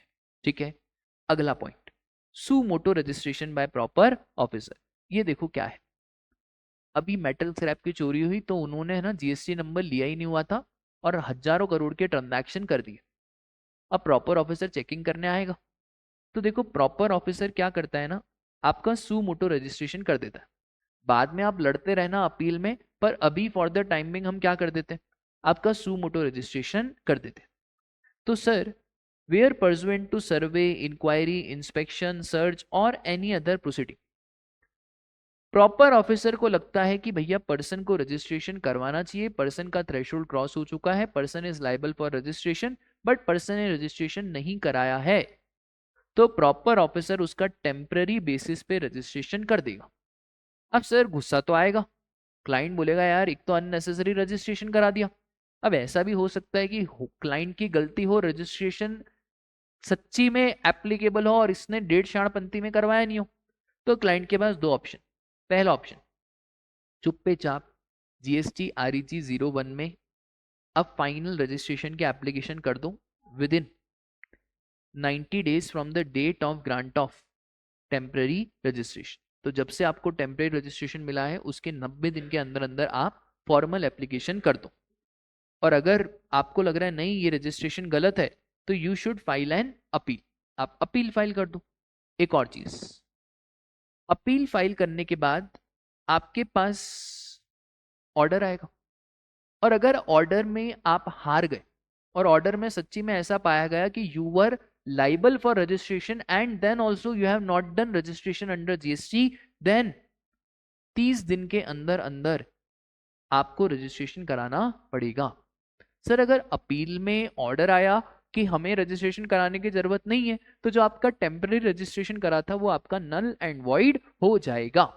ठीक है, ये ध्यान रखना। उसके बाद procedure for registration, section number 25, red with rule number 8, 9 and 10। अब ये प्रोसीजर हमने जीएसटी पोर्टल पे करा था, पर आपको पोर्टल अभी तो नहीं दिखाएंगे, रिवीजन क्लास है, पर फिर भी आपको बहुत सारी चीजें ध्यान रहेगी, तो सुनो ध्यान से, हम इसको थोड़ा सा फास्ट कवर करेंगे। तो प्रोसीजर फॉर रजिस्ट्रेशन क्या है? सबसे पहले you have to file part number A of form GST REG 01। इस पार्ट नंबर ए में आपको नाम बताना है, पैन नंबर बताना है, आपका कॉन्टेक्ट नंबर बताना है, ये सारी चीजें आपको बतानी। उसके बाद OTP आएगा, एक तो पैन कार्ड जो मोबाइल नंबर पैन से इंटरलिंक्ड है उस पे OTP आएगा, और आपकी ईमेल एड्रेस पे OTP आएगा। सर दोनों OTP सेम होते हैं क्या? नहीं राजा, दोनों OTP अलग अलग। जैसे ही पार्ट ए भर दिया जाएगा, आपका एक TRN नंबर जनरेट हो जाएगा, that will be called as temporary reference number, और ये TRN नंबर आपके मोबाइल नंबर पे भी आ जाएगा और आपकी ईमेल एड्रेस पे भी आ जाएगा। ठीक है, उसके बाद ये जो TRN नंबर है, इस TRN की मदद से you will fill part number B. अब part number B main document है रजिस्ट्रेशन का, क्योंकि पार्ट बी में आपको बहुत सारी डिटेल डालनी है, जैसे धंधा कब शुरू हुआ, क्या जुरिस्डिक्शन बैठ रहा है, कंपोजिशन लेना है या नहीं, you are a casual taxable person, you are an NRTP, क्यों रजिस्ट्रेशन ले रहे हो, वॉलेंटरी ले रहे हो, थ्रेशोल्ड क्रॉस हो रहा है, कंपलसरी रजिस्ट्रेशन में आते हो, PPOB का एड्रेस बताओ, APOB का एड्रेस बताओ, बैंक अकाउंट की डिटेल्स बताओ, ऑथोराइज सिग्नेटरी की डिटेल बताओ, आधार ऑथेंटिकेशन, बहुत सारी चीजें आपको पार्ट नंबर बी में करनी पड़ेगी। ठीक है, अब अगर आप एक कैजुअल टैक्सेबल पर्सन की तरह रजिस्ट्रेशन लेना चाहते हो तो पार्ट ए तो नॉर्मल भर देना, पर जैसे ही आप CTP पे क्लिक करोगे तो आपको एक TRN नंबर जनरेट होगा, और इस TRN से पहले आपको टैक्स डिपॉजिट करना पड़ेगा। तो CTP और NRTP को first they have to deposit the tax with the help of TRN number, then only they can proceed with part number B. ठीक है सर, और सर फिर अब आ जाओ पार्ट नंबर 2 के ऊपर। अब देखो ध्यान से, पार्ट नंबर 2 क्या होता है? आपने भर दिया पार्ट ए पार्ट बी, बधाई।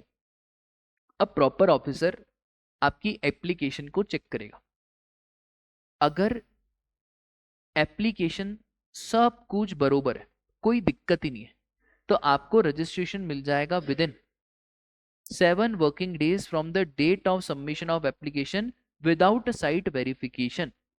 कोई साइट वेरिफिकेशन करने की रिक्वायरमेंट नहीं है, कोई प्रॉपर ऑफिसर आपकी साइट पे नहीं आएगा, कोई जांच पड़ताल नहीं करेगा, पर शर्त यह है कि आप अपना आधार ऑथेंटिकेशन कर लेना। ठीक है sir, if same are not found in order, हो सकता है आपका गुमास्ता लाइसेंस गलत अपलोड करा हो सकता है नगर निगम का लाइसेंस गलत अपलोड करा हो, ऐसा भी हो सकता है कि आपने इलेक्ट्रिसिटी का बिल गलत अपलोड करा हो, ऑथोराइज सिग्नेटरी का नाम गलत लिखा हो, मोबाइल नंबर, OTP, बहुत सारे इश्यूज आ सकते हैं। जनरल इश्यूज आते हैं कि जो स्कैन डॉक्यूमेंट्स होते हैं ना, वो आप ढंग से अपलोड नहीं करते हैं, उन्होंने मांगा कुछ और रहता है और आप अपलोड कुछ और करते हैं। अब प्रॉपर ऑफिसर आपसे क्लैरिफिकेशन मांगेगा, इंफॉर्मेशन या डॉक्यूमेंट्स मांगेगा, और ये क्लैरिफिकेशंस आपको दे देने हैं विद इन 7 वर्किंग डेज। अब एक चीज याद रखना सर, क्लैरिफिकेशन में क्या क्या आता है? तो correction of documents declared in application other than pan, state, mobile number and email address. क्योंकि एक बात बताओ, मोबाइल नंबर और ईमेल एड्रेस ही गलत दिया तो फिर OTP नहीं आया होगा, OTP नहीं आया होगा तो पार्ट बी पे गए नहीं होंगे, तो मोबाइल नंबर और ईमेल एड्रेस तो सही देना पड़ेगा, और भैया पैन ही गलत हो जाएगा तो फिर वो मोबाइल से लिंक ही नहीं होगा, तो ये वाले डॉक्यूमेंट्स का कोई क्लैरिफिकेशन नहीं होता, ये तो एज इट इज सेम है। क्लैरिफिकेशन होता है भैया गुमास्ता, नगर निगम, इलेक्ट्रिसिटी का बिल, इसका क्लैरिफिकेशन प्रॉपर ऑफिसर आपसे मांग सकता है। ठीक है, अब आपने डॉक्यूमेंट 7 वर्किंग डेज के अंदर दे दिए, प्रॉपर ऑफिसर सेटिस्फाइड है तो आपको रजिस्ट्रेशन मिल जाएगा within 7 working days from the date of clarification और date of receipt of information. पर अगर प्रॉपर ऑफिसर को लगा कि डॉक्यूमेंट प्रॉपर नहीं है तो आपका जो रजिस्ट्रेशन है वो कैंसिल हो जाएगा और आपको रीजंस दिए जाएंगे आपकी ईमेल पे और फिर आपको वापस से शुरुआत करनी पड़ेगी। आई बात समझ में? ठीक है सर, ये हो गया हमारा नॉर्मल प्रोसेस जो 7 दिन की बात करी। अब 30 दिन कब लगे? अगर आपने आधार ऑथेंटिकेशन नहीं कराया तो where a person fails to go under go Aadhaar authentication. OTP नहीं आता है, पुराना नंबर दिया रहता है। अब कल की ही बात ले लो, मैंने मेरी मम्मी का आधार नंबर चेक करा तो जो 10-15 साल पुराना मोबाइल नंबर था वो दिया था। अब वो तो मोबाइल नंबर एग्जिस्ट ही नहीं करता है, तो सर आधार ऑथेंटिकेशन नहीं हो रहा है। या आप ही की इच्छा नहीं थी आधार ऑथेंटिकेशन कराने की क्योंकि आपके मन में कुछ ना कुछ खोट था, तो you have not opted for Aadhaar authentication या there is a problem with OTP. ठीक है, प्रॉपर ऑफिसर को लग रहा है भैया साइट वेरिफिकेशन करना पड़ेगा, दाल में कुछ काला है दया, इनको इतनी आसानी से जीएसटी नंबर मत दो। और अगर इंसान ने आधार ऑथेंटिकेशन कर लिया है but GST portal on the basis of data analysis and risk parameter, GST portal को लग रहा है नहीं भाई, एआई को लग रहा है नहीं भाई, इनका साइट वेरिफिकेशन कराना है, इसका मतलब आधार ऑथेंटिकेशन के बाद भी अगर सिस्टम बोल रहा है तो साइट वेरिफिकेशन कर सकते हैं। और साइट वेरिफिकेशन में याद रखना रजिस्ट्रेशन देंगे तो सही पर with in 30 days of application. Done क्या क्लास? ठीक है सर। सर एक बात बताओ, ये तीनों याद रखने हैं? हाँ राजा, ये तीनों आपको ध्यान रखने पड़ेंगे। ठीक है, बस इतनी सी ही बात है। एक तो वो 7 दिन वाली बात याद रख लेना और दूसरा ये 30 दिन वाली बात याद रख लेना। एक और चीज, अगर प्रॉपर ऑफिसर 7 दिन या 30 दिन में कोई जवाब नहीं दे रहा है और गहरी नींद में सोया हुआ है तो आपकी application will be deemed approve. ठीक है, above procedure will not be applicable to NRTP, TDS deductor, OIDAR और ऑनलाइन मनी गिविंग, इनके एक स्पेशल रजिस्ट्रेशन के प्रोसीजर्स होते हैं। फिर सर आधार ऑथेंटिकेशन कैसे होगा? अब ये बहुत बच्चों जैसा है, कोई भी नया रजिस्ट्रेशन है उसने आधार ऑथेंटिकेशन पे क्लिक करा, ऑथेंटिकेशन लिंक आएगी आपके मोबाइल नंबर और ईमेल आईडी पे, आधार नंबर डालना, ओटीपी डालना, आधार नंबर ओटीपी डालने के बाद 7 वर्किंग डेज के अंदर अंदर आपकी एप्लीकेशन अप्रूव हो जाएगी। और आधार ऑथेंटिकेशन 2 मिनट का काम है, मैक्सिमम 5 मिनट, उससे ज्यादा नहीं लगते। ठीक है, फिर वही सर अगर आधार ऑथेंटिकेशन नहीं हुआ, साइट विजिट लग रहा है तो 30 कैलेंडर डेज साइट विजिट का टाइम दिया गया है कि आपको रजिस्ट्रेशन मिलेगा साइट विजिट के 30 दिन के बाद। ठीक है, अब सर यहाँ 30 कैलेंडर डेज में अगर टैक्स ऑफिशियल ने कुछ नहीं बोला तो डीम्ड अप्रूवल, पर अगर 30 कैलेंडर डेज के अंदर अंदर भाई साहब ने शो कॉज नोटिस इशू कर दिया तो आपके पास जवाब देने के लिए कितना टाइम है? 7 दिन। ठीक है, तो you have 7 days to reply और tax official can further take 7 working days, और अगर 7 वर्किंग डेज में उसने कुछ नहीं बोला तो एप्लीकेशन आपकी डीम्ड अप्रूव हो जाएगी। पता है पूरे प्रोसीजर को याद मत रखना, हमेशा क्लाइंट के पास 7 वर्किंग डेज ही होते हैं। आप जितनी भी कोशिश कर लो क्लाइंट के पास, बेचारे के पास हमेशा 7 दिन ही है। प्रॉपर ऑफिसर के पास 30 दिन है, पर प्रॉपर ऑफिसर के पास 30 दिन के बाद अगर क्लैरिफिकेशन मांग रहे तो प्रॉपर ऑफिसर के पास भी कितने ही दिन है?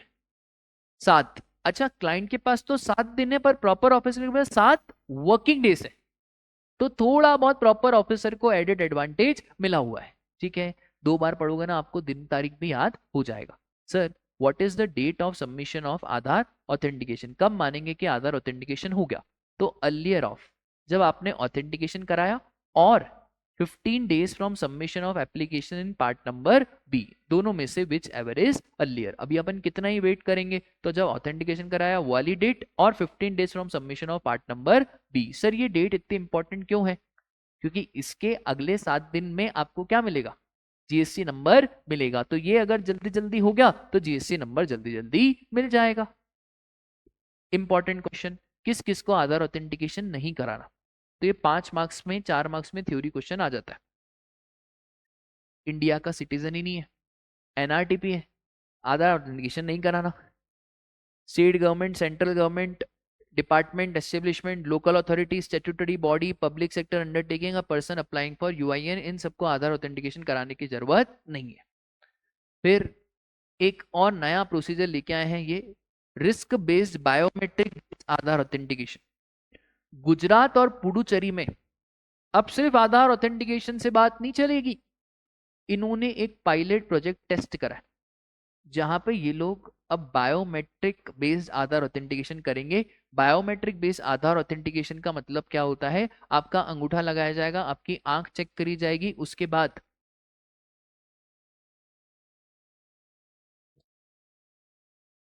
आपका अंगूठा लगाया जाएगा, आंख चेक करी जाएगी, उसके बाद ही आपको आधार नंबर ऑथेंटिकेट हो पाएगा। ठीक है, तो देखो भैया यहाँ पे of the applicant where the applicant is individual, और of such individual where applicant is not an individual. मतलब अगर कंपनी है तो फिर मैनेजिंग डायरेक्टर को ये सारी चीजें करवानी पड़ेगी।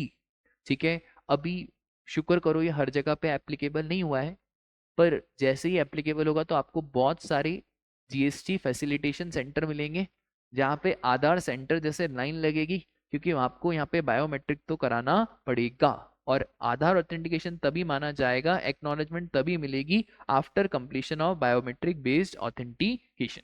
ठीक है, आधार में इतनी लाइन लगती है, पता नहीं फिर इसमें तो कितनी ही लाइन लगेगी।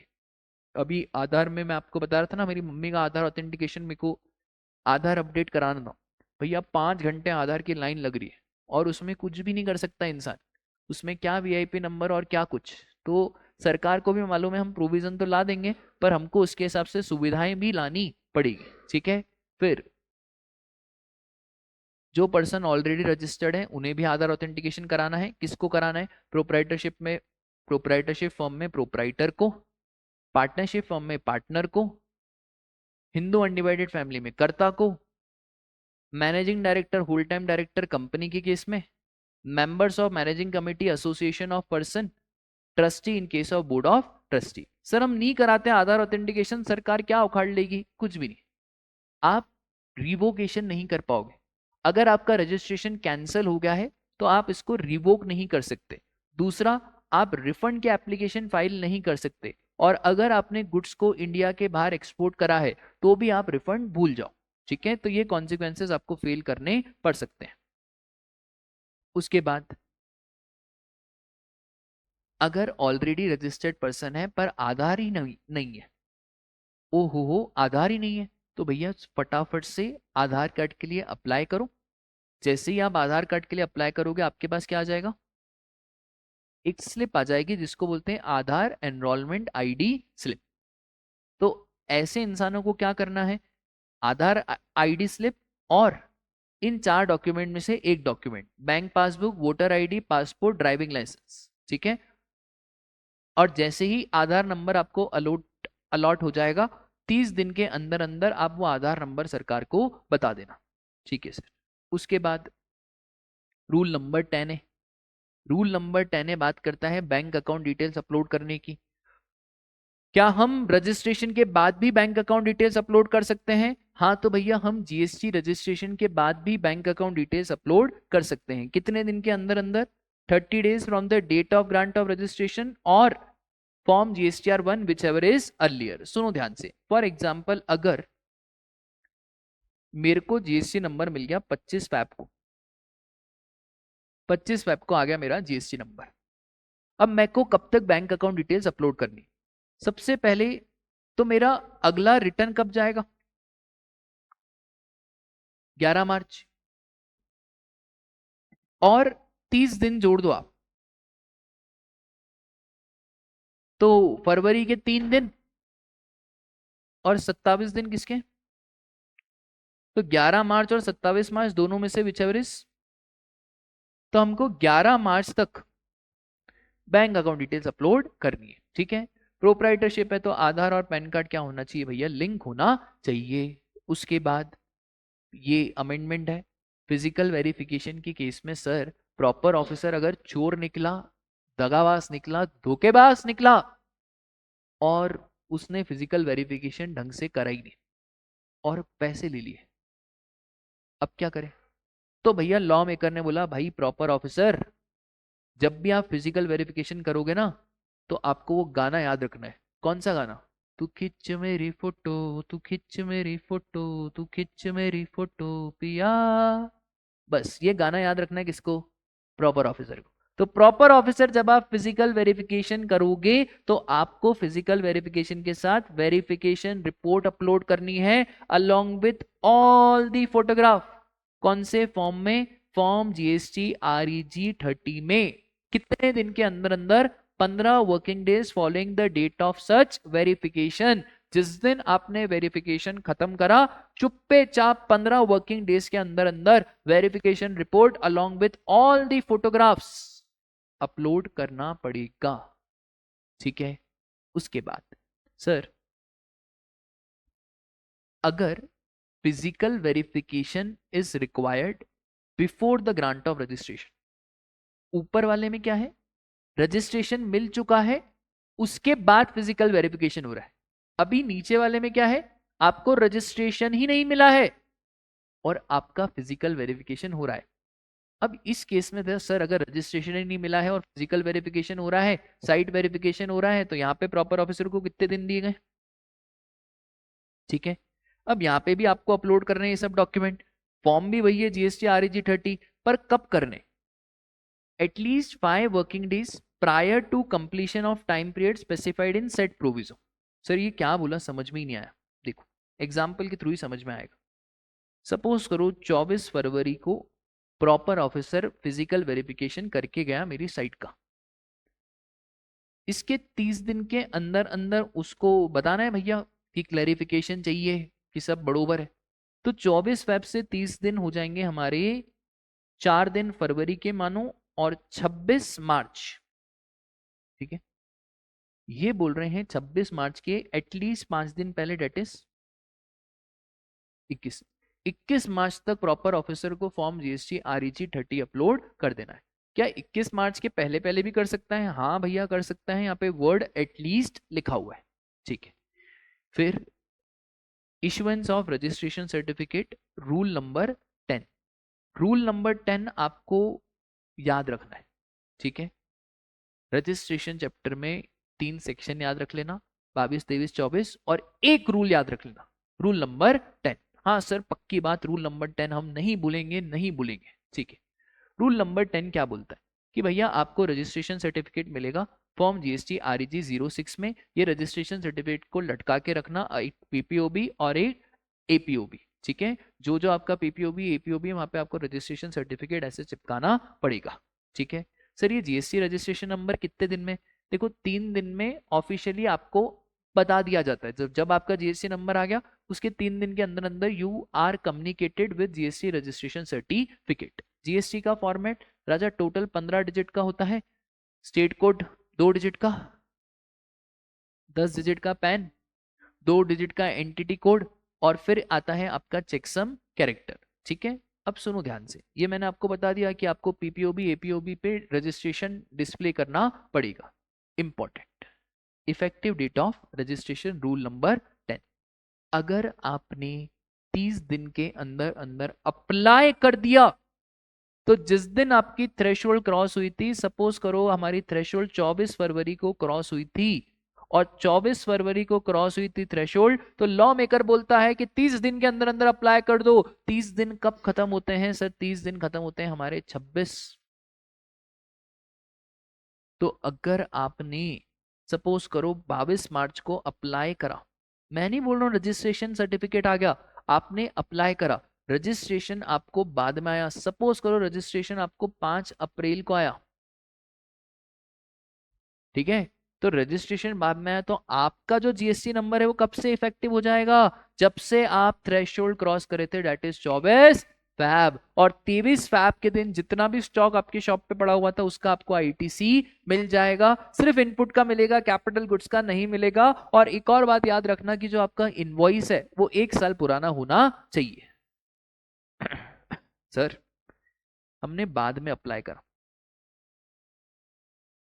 हमने 28 मार्च को अप्लाई करा, तो अगर आपने 30 दिन के बाद अप्लाई करा तो जिस दिन आपके पास रजिस्ट्रेशन सर्टिफिकेट आया बस उस दिन आपका जीएसटी एप्लीकेबल हो जाएगा, मतलब 5 अप्रैल को रजिस्ट्रेशन सर्टिफिकेट आया तो 5 अप्रैल को एक्टिव हो जाएगा।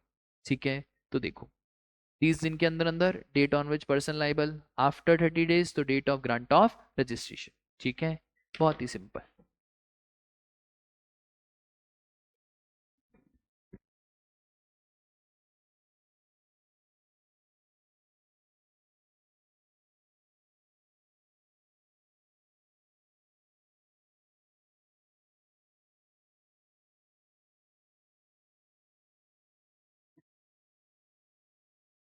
चलो, जो अगला मुद्दा है वो है हमारा कैजुअल टैक्सेबल पर्सन और नॉन रेसिडेंट टैक्सेबल पर्सन। देखो मैंने बहुत शानदार तरीके से इसको चार्ट में डाल दिया है, मॉड्यूल में बहुत ज्यादा क्लटर्ड है। सीटीबी एनआरटीपी, सीटीबी मतलब सर वो रेसिडेंट पर्सन जो धंधा तो कर रहा है पर उसका कोई फिक्स प्लेस ऑफ बिजनेस नहीं है। एनआरटीपी सर ये नॉन रेसिडेंट पर्सन है जो ओकेशनली ट्रांजैक्शन करता है, इसका भी कोई फिक्स प्लेस ऑफ बिजनेस नहीं है। सीटीपी हमारे इंडिया का है तो पैन लगेगा। एनआरटीपी में there is no PAN required, passport is required. और एनआरटीपी में एक और चीज याद रखना, इनको कोई बंदा बताना पड़ेगा इंडिया का विटनेस पर्पस के लिए। ठीक है, इनको इतनी आसानी से रजिस्ट्रेशन नहीं मिलता है, इन्हें एक बंदा तो इंडिया का अपॉइंट करना पड़ेगा फॉर विटनेस कि भैया अगर आप भग गए तो हम पकड़ेंगे किसको। ठीक है, इनका रिटर्न नॉर्मल जाएगा 1 और 3B में, एनआरटीपी का रिटर्न जाएगा आपका जीएसटीआर 5 में। उसके बाद आईटीसी मिल जाएगा, इनको सिर्फ इंपोर्टेड गुड्स पे आईटीसी मिलेगा, बाकी इनको किसी भी चीज पे आईटीसी नहीं मिलेगा। रजिस्ट्रेशन 5 डेज इन एडवांस, दोनों को 5 डेज इन एडवांस रजिस्ट्रेशन कराना है। रजिस्ट्रेशन कब तक वैलिड रहेगा, अब ये ध्यान से सुनो। सपोज करो 24 फरवरी को हमने बोला रजिस्ट्रेशन चाहिए, आपने 5 डेज इन पहले रजिस्ट्रेशन की एप्लीकेशन दी होगी, एडवांस पेमेंट करा होगा। अब आप मैक्सिमम 90 दिन के लिए रजिस्ट्रेशन ले सकते हो, ये 90 दिन और 90 दिन बढ़ाए जा सकते हैं, मतलब मैक्सिमम हो गया आपका कितना। पर अगर अगले 90 दिन बढ़ाने तो फिर आपको एडवांस में टैक्स का पेमेंट करना पड़ेगा। ठीक है सर, सर अगर हमें 180 दिन से भी ज्यादा रजिस्ट्रेशन लेना है तो फिर आप ये सीटीपी का मोह लालच छोड़ो, अगर 180 दिन से भी ज्यादा रजिस्ट्रेशन लेना है तो फिर अब आप शिफ्ट हो जाओ किस पे। ठीक है, तो आपका रजिस्ट्रेशन कितने दिन के लिए, सर क्या मैं 4 दिन के लिए भी ले सकता हूं, अरे ले ले 4 दिन के लिए, मैं तो मैक्सिमम पीरियड है। तो आपका registration is valid for period specified in registration application और 90 can be extended for further. ठीक है, दोनों में से विचएवर इज अर्लियर, यहाँ पे भी रजिस्ट्रेशन और 90 डेज दोनों में से विचएवर इज अर्लियर। अच्छा, एडवांस जो डिपॉजिट करना है वो एस्टिमेटेड टैक्स लाइबिलिटी का डिपॉजिट करना है। ठीक है, एस्टिमेटेड टैक्स लाइबिलिटी का मतलब ये हुआ कि आपको ग्रॉस लाइबिलिटी में से पहले आईटीसी माइनस करना है, तो जो बचा वो क्या है, नेट लाइबिलिटी। तो इस नेट लाइबिलिटी का, ये वाली जो नेट लाइबिलिटी है आपको डिपॉजिट करनी पड़ेगी। ठीक है, और ये सब एस्टिमेटेड बेसिस पे चलेगा। बोलो माता रानी की जय। इसके बाद अमेंडमेंट ऑफ रजिस्ट्रेशन, अब थोड़ी बहुत ही बातें चैप्टर में बाकी है, बाकी मोर और लेस आपका चैप्टर हो चुका है। सेक्शन नंबर 28, अमेंडमेंट का मतलब क्या होता है। सर अगर हमको कुछ चेंज कराना हो, अमेंडमेंट का मतलब ये नहीं कि मेरे को पैन चेंज कराना है, पैन चेंज कराया तो भैया फिर नया रजिस्ट्रेशन ले लो। प्रोपराइटरशिप से पार्टनरशिप में चले गए, this is not an amendment, you have to take नया रजिस्ट्रेशन। अमेंडमेंट मतलब मोबाइल नंबर चेंज कराना है, ईमेल आईडी चेंज करानी है, ऑथराइज सिग्नेटरी चेंज कराना है, कोई डॉक्यूमेंट चेंज कराना है, एड्रेस चेंज कराना है, मैनेजिंग डायरेक्टर चेंज हो गए, इन सब चीजों को क्या बोला जाता है, अमेंडमेंट ऑफ रजिस्ट्रेशन। ठीक है, तो अब सुनो ध्यान से, दो फील्ड होती है, core field, non core field. Non core field में आपको परमिशन लेने की जरूरत नहीं है, ऑटोमेटिकली नॉन कोर फील्ड में आपका रजिस्ट्रेशन अमेंड हो जाएगा 5 मिनट के अंदर अंदर। वाओ, कोर फील्ड में you have to take permission of a proper officer. Sir core field का मतलब क्या है, बिजनेस का नाम चेंज कर रहे हो, पीपीओबी एपीओबी का एड्रेस बदल रहे हो, और addition deletion retirement of stakeholders, partners, director, CEO, इनका एडिशन या डिलीशन हो रहा है। अब एक और चीज, जब भी बिजनेस का नाम बदलता है तो जितनी भी शॉप्स हैं उनका नाम ऑटोमेटिकली बदल जाएगा। ठीक है, तो भैया मेरे एक पेन पे जितने भी जीएसटी नंबर लेके रखे हैं उन सबके बिजनेस के नाम बदल जाएंगे। ठीक है, एक important point sir, non core field में ये ध्यान रखना, नॉन कोर फील्ड में you don't require approval from proper officer, but email और मोबाइल नंबर ऑथोराइज सिग्नेटरी का चेंज करना है तो ऑनलाइन वेरिफिकेशन के थ्रू चेंज होगा, डेट इज ओटीपी आएगा, उसके बाद चेंज हो जाएगा। बाकी किसी में तो ओटीपी भी नहीं आएगा, you have to just save, खत्म हो गया आपका, वो ऑटोमेटिकली क्या हो गया, मोबाइल नंबर चेंज हो गया। 5 मिनट का काम रहता है, बस 5 मिनट का। चलो, कोर एरियाज, सपोज करो हमको पीपीओबी का एड्रेस बदलना है, एप्लीकेशन सबमिट करो, with in 15 days of change, address change हो गया, 15 दिन के अंदर अंदर आप एप्लीकेशन सबमिट करो। प्रॉपर ऑफिसर को लग रहा है कि जो अमेंडमेंट है उसके सारे डॉक्यूमेंट सही हैं, कोई दिक्कत की बात नहीं है, अगले 15 दिन में आपका रजिस्ट्रेशन सर्टिफिकेट अमेंड हो जाएगा। पर प्रॉपर ऑफिसर को लग रहा है कुछ डॉक्यूमेंट में कमी पेशी है या ये अमेंडमेंट इज अनवारंटेड, तो प्रॉपर ऑफिसर आपसे क्लैरिफिकेशन मांगेगा। कितने दिन के अंदर अंदर? 15 वर्किंग डेज। और प्रॉपर ऑफिसर आपसे शो कॉज नोटिस में पूछेगा कि आपकी जो अमेंडमेंट की एप्लीकेशन है उसको भला मैं क्यों ना रिजेक्ट करूं। अब रजिस्टर्ड पर्सन को जवाब देना है कितने दिन के अंदर अंदर? 7 वर्किंग डेज के अंदर अंदर। अगर रिप्लाई सेटिस्फैक्ट्री है तो अगले 7 वर्किंग डेज के अंदर अंदर आपका, अगर रिप्लाई सेटिस्फैक्ट्री है तो फिर प्रॉपर ऑफिसर आपका रजिस्ट्रेशन सर्टिफिकेट क्या कर देगा, अमेंड कर देगा। और अगर रिप्लाई सेटिस्फैक्ट्री नहीं है तो नेक्स्ट 7 वर्किंग डेज में आपका एप्लीकेशन फॉर अमेंडमेंट रिजेक्ट हो जाएगा और फिर शुरू से शुरू करना पड़ेगा।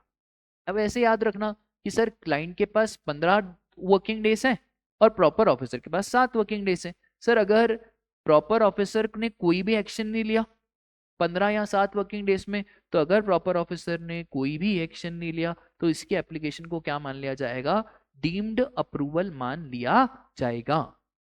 ठीक है, उसके बाद कैंसिलेशन और suspension of registration and revocation of cancellation, कि कब कब आपका रजिस्ट्रेशन सस्पेंड हो जाएगा, कैंसिल हो जाएगा। तो यार दो बातें, सबसे पहले voluntary cancellation by registered person, where the registered person no longer requires the registration, ठीक है, और suo motu cancellation by the department. अब इसको है ना अपन मॉड्यूल से कवर करेंगे,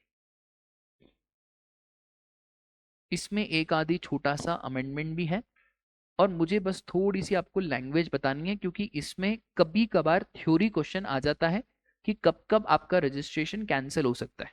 ठीक है, तो थ्योरी को पढ़ने का सबसे अच्छा तो स्रोत है वो मॉड्यूल ही है, क्योंकि थ्योरी तो आपको याद ही करनी पड़ेगी, उसका कोई भी अदर वे राउंड नहीं है। ठीक है, तो चलो चलो चलो चलो कहाँ गए,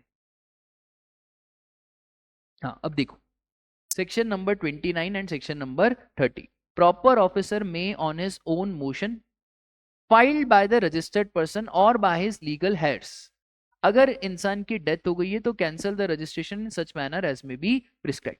अब यहां पे कब रजिस्ट्रेशन कैंसिल हो रहा है, जब आप अप्लाई कर रहे हो, सर बिजनेस ही बंद हो गया या business you have transferred due to death of proprietor, amalgamation, constitution बदल गया, प्रोप्राइटरशिप से पार्टनरशिप, प्रोप्राइटरशिप से कंपनी, और taxable person is no longer liable to be registered under number section number 22 और सेक्शन नंबर 24।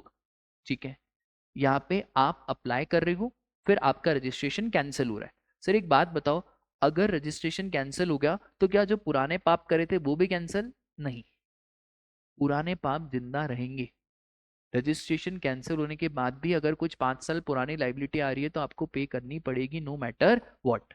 तो during the pendency of proceeding relating to cancellation filed by registered person the registration may be suspended for such period and in such manner as may be prescribed. अब देखो all together registration पहले cancel नहीं होता, पहले क्या होता है, देखो पूरा प्रोसेस क्या है, सस्पेंशन, कैंसिलेशन, फिर रिवोकेशन। तो first is suspension, then is and third one is, तो पहले आपका रजिस्ट्रेशन क्या करा जाएगा, सस्पेंड, मतलब आपको अपॉर्चुनिटी ऑफ बीइंग हट दी जाएगी, उसके बाद आपको क्या करा जाएगा, कैंसिल करा जाएगा। उसके बाद प्रॉपर ऑफिसर चाहे तो आपका रजिस्ट्रेशन कैंसिल कर सकता है and proper officer can cancel from तो ये क्वेश्चन बनता है 5 मार्क्स का कि कब कब प्रॉपर ऑफिसर रजिस्ट्रेशन कैंसिल कर सकता है। आपने रूल्स रेगुलेशंस इस एक्ट के कॉन्ट्राविन करे हैं, सेक्शन 10 में कंपोजिशन स्कीम में हूं और आपने रिटर्न फाइल नहीं करा और 3 महीने से ज्यादा हो चुके, other than clause B you have not filed return for such continuous tax period, और यहाँ पे कंटिन्यूअस टैक्स पीरियड का मतलब 6 महीने। वॉलेंटरी रजिस्ट्रेशन लिया है पर धंधा शुरू नहीं करा, 6 महीने हो चुके हैं और अपने धंधा ही शुरू नहीं करा। रजिस्ट्रेशन लिया था, फर्जी डॉक्यूमेंट लगाए, फ्रॉड, विलफुल मिसस्टेटमेंट। और प्रॉपर ऑफिसर आपका कैंसिल नहीं करेगा without the opportunity of being heard, पहले आपको अपॉर्चुनिटी ऑफ बीइंग हर्ड दी जाएगी। और प्रोसेस वही है कि सर पहले सस्पेंड होगा, उसके बाद क्या होगा, कैंसिल होगा। ये सब सेक्शन 3 ये बोलता है कि अगर आपका रजिस्ट्रेशन कैंसिल हो गया तो जो भी आपके पुराने ड्यूज है वो पेंडिंग रहेंगे, वो आपको देने पड़ेंगे no matter what. Registration CGST में कैंसिल हुआ तो ऑटोमेटिकली एसजीएसटी यूटीजीएसटी में भी कैंसिल हो गया। रजिस्ट्रेशन कैंसिल होगा तो आपको पेमेंट करना पड़ेगा। क्या पेमेंट करना पड़ेगा? मैंने आपको आईटीसी चैप्टर में सिखाया था कि जब रजिस्ट्रेशन कैंसिल होगा ना तो जो भी आपका बचा कुचा स्टॉक है उस पे जो आईटीसी है वो आपको डीम्ड रिवर्सल करना पड़ेगा। और इनफैक्ट याद करो सप्लाई चैप्टर, मैंने सप्लाई चैप्टर में स्केड्यूल नंबर 2 में बताया था कि जब आपको रजिस्ट्रेशन कैंसिल करना रहता है ना तो जो भी आपका स्टॉक बचा इसको क्या मान लिया जाता है। और लॉ मेकर पता है क्या बोलता है, आईटीसी रिवर्स करो और डीम्ड से सप्लाई पे जो जीएसटी है इन दोनों में से जो हायर है वो अमाउंट सरकार को दे दो। इसके ऊपर मैं अभी चर्चा करूंगा। कैपिटल गुड्स में क्या करना है वो भी मैं आपको बताऊंगा। वही है 5% पर क्वार्टर और पार्ट देयर ऑफ। आईटीसी वाला अगर वीडियो आपने देखा है तो आपको बहुत अच्छे से ये समझ में आएगा, और अगर आईटीसी वाला वीडियो नहीं देखा है फिर भी मैं आपको कोशिश करूंगा ये वाले पॉइंट को ढंग से समझाने की with the help of example. ठीक है, फिर सेक्शन नंबर 30 बात करता है किसकी, revocation of cancellation of registration की। एक बार अगर आपका रजिस्ट्रेशन कैंसिल हो चुका है आप चाहो तो एप्लीकेशन कर सकते हो काय की, रिवोकेशन की। ठीक है, प्रॉपर ऑफिसर या तो रिवोक करेगा या तो आपके एप्लीकेशन को रिजेक्ट कर देगा। ठीक है, अब सुनो ध्यान से, बहुत ध्यान से सुनना। ठीक है, देखो ये मैंने आपको ऑलरेडी बता दिया, ये ऑलरेडी मैंने आपको बता दिया, फिर ये भी मैंने आपको ऑलरेडी बता दिया। इसमें अमेंडमेंट क्या है देखो, रूल नंबर 21 और भी केसेस बताता है कब रजिस्ट्रेशन कैंसिल होगी। ये जो डायग्राम है ये रूल 21 का नहीं है, ये डायग्राम तो सेक्शन 29 का है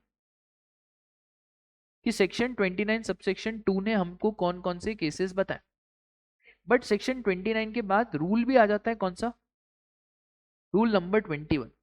वो भी बहुत सारे केसेस बताता है। वो क्या केसेस बताता है, सर धंधा नहीं चालू करा from declared place of business, जो पीपीओ भी बताई वहां से धंधा नहीं कर रहे हो, कोई दूसरी जगह से धंधा कर रहे हो, इनवॉइस बिल इशू करा पर गुड सप्लाई ही नहीं करे, या आपने section 171 that is anti profiteering measure. ये इसका क्या मतलब होता है, अभी सिंपली बता रहा हूं, अगर सरकार ने किसी प्रोडक्ट पे जीएसटी का रेट कम करा है तो आपका कर्तव्य बनता है इसका बेनिफिट आपके कंज्यूमर को पहुंचाना। और आप इतने नालायक हो कि सरकार ने जीएसटी का रेट कम कर दिया और आपने अपने प्राइजेस बढ़ा दी, इसको बोला जाता है कौन सा मेजर। ठीक है, रूल 10A वायलेट करा। रूल 10A मतलब सर वो बैंक अकाउंट की डिटेल्स आपने टाइम पे अपलोड नहीं करी। फिर input tax credit in violation of section number 16, ITC की कंडीशन फुलफिल नहीं करी और आपने आईटीसी ले लिया। और अब देखो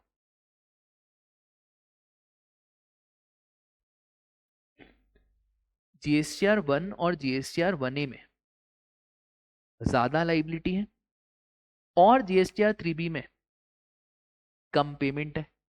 रूल याद है क्या, रूल नंबर 88C। तो रूल 88C यही है कि जीएसटीआर 1 में ज्यादा है, अब 1 के साथ क्या आ गया, 1 है, तो 1 और 1A में ज्यादा आपने दिखाया कि लाइबिलिटी है पर 3B में पेमेंट कम करा। रूल 86B को वायलेट करा, सर याद है क्या, 99% आप यूज कर सकते हो of ITC for the payment of, sorry 99% of output tax liability आप यूज कर सकते हो। भले फिर आपके पास कितना भी आईटीसी पड़ा हो, उससे हमें लेना देना नहीं है। उसके बाद अब ये वाला पॉइंट एक और आ गया, violates the provision of third और fourth proviso to rule 23(1). Sir ये क्या है रूल 23(1)? देखो सुनो सुनो सुनो, अगर आपका रजिस्ट्रेशन कैंसिल हो गया, ठीक है, आपने रिवोकेशन की एप्लीकेशन फाइल करी। अब जब रिवोकेशन आपको पता है कब होता है? अगर आपका रजिस्ट्रेशन रिटर्न फाइल करने की वजह से कैंसिल हो गया, आपने रिटर्न ही फाइल नहीं करा था, तो आपका रजिस्ट्रेशन कैंसिल हो गया। अब जब रिवोकेशन हो जाता है ना, तो आपको ऐसा बोला जाता है कि you have to file all the pending returns within. अब ये या तो प्रोस्पेक्टिव हो सकता है, ये क्या हो सकता है, पर आपको तो 33 दिन के अंदर अंदर सारे रिटर्न फाइल करने पड़ेंगे। अगर आपने ये नहीं करा तो आपका रजिस्ट्रेशन वापस से क्या कर देंगे, कैंसिल कर देंगे। तो लिख दिया इन्होंने क्या, violets the provision of third और फोर्थ प्रोविजन टू रूल 23(1) कि रिवोकेशन की एप्लीकेशन के बाद भी 30 दिन के अंदर अंदर रिटर्न फाइल नहीं कर रहे हो तो हम आपका रजिस्ट्रेशन वापस से कैंसिल कर देंगे। फिर मंथली रिटर्न है, कंटिन्यूस पीरियड ऑफ 6 मंथ तक फाइल नहीं करा, क्यूआरएमपी में 2 टैक्स पीरियड तक फाइल नहीं करा, ऐसे 5-6 पॉइंट्स ध्यान रखना, ठीक है। बोलो ध्यान रहेगा क्या? इसके बाद रजिस्ट्रेशन पहले क्या होगा राजा मेरे, रजिस्ट्रेशन पहले सस्पेंड होगा। जैसे ही आपका रजिस्ट्रेशन सस्पेंड हो गया, आप एक चैन की सांस ले लेना।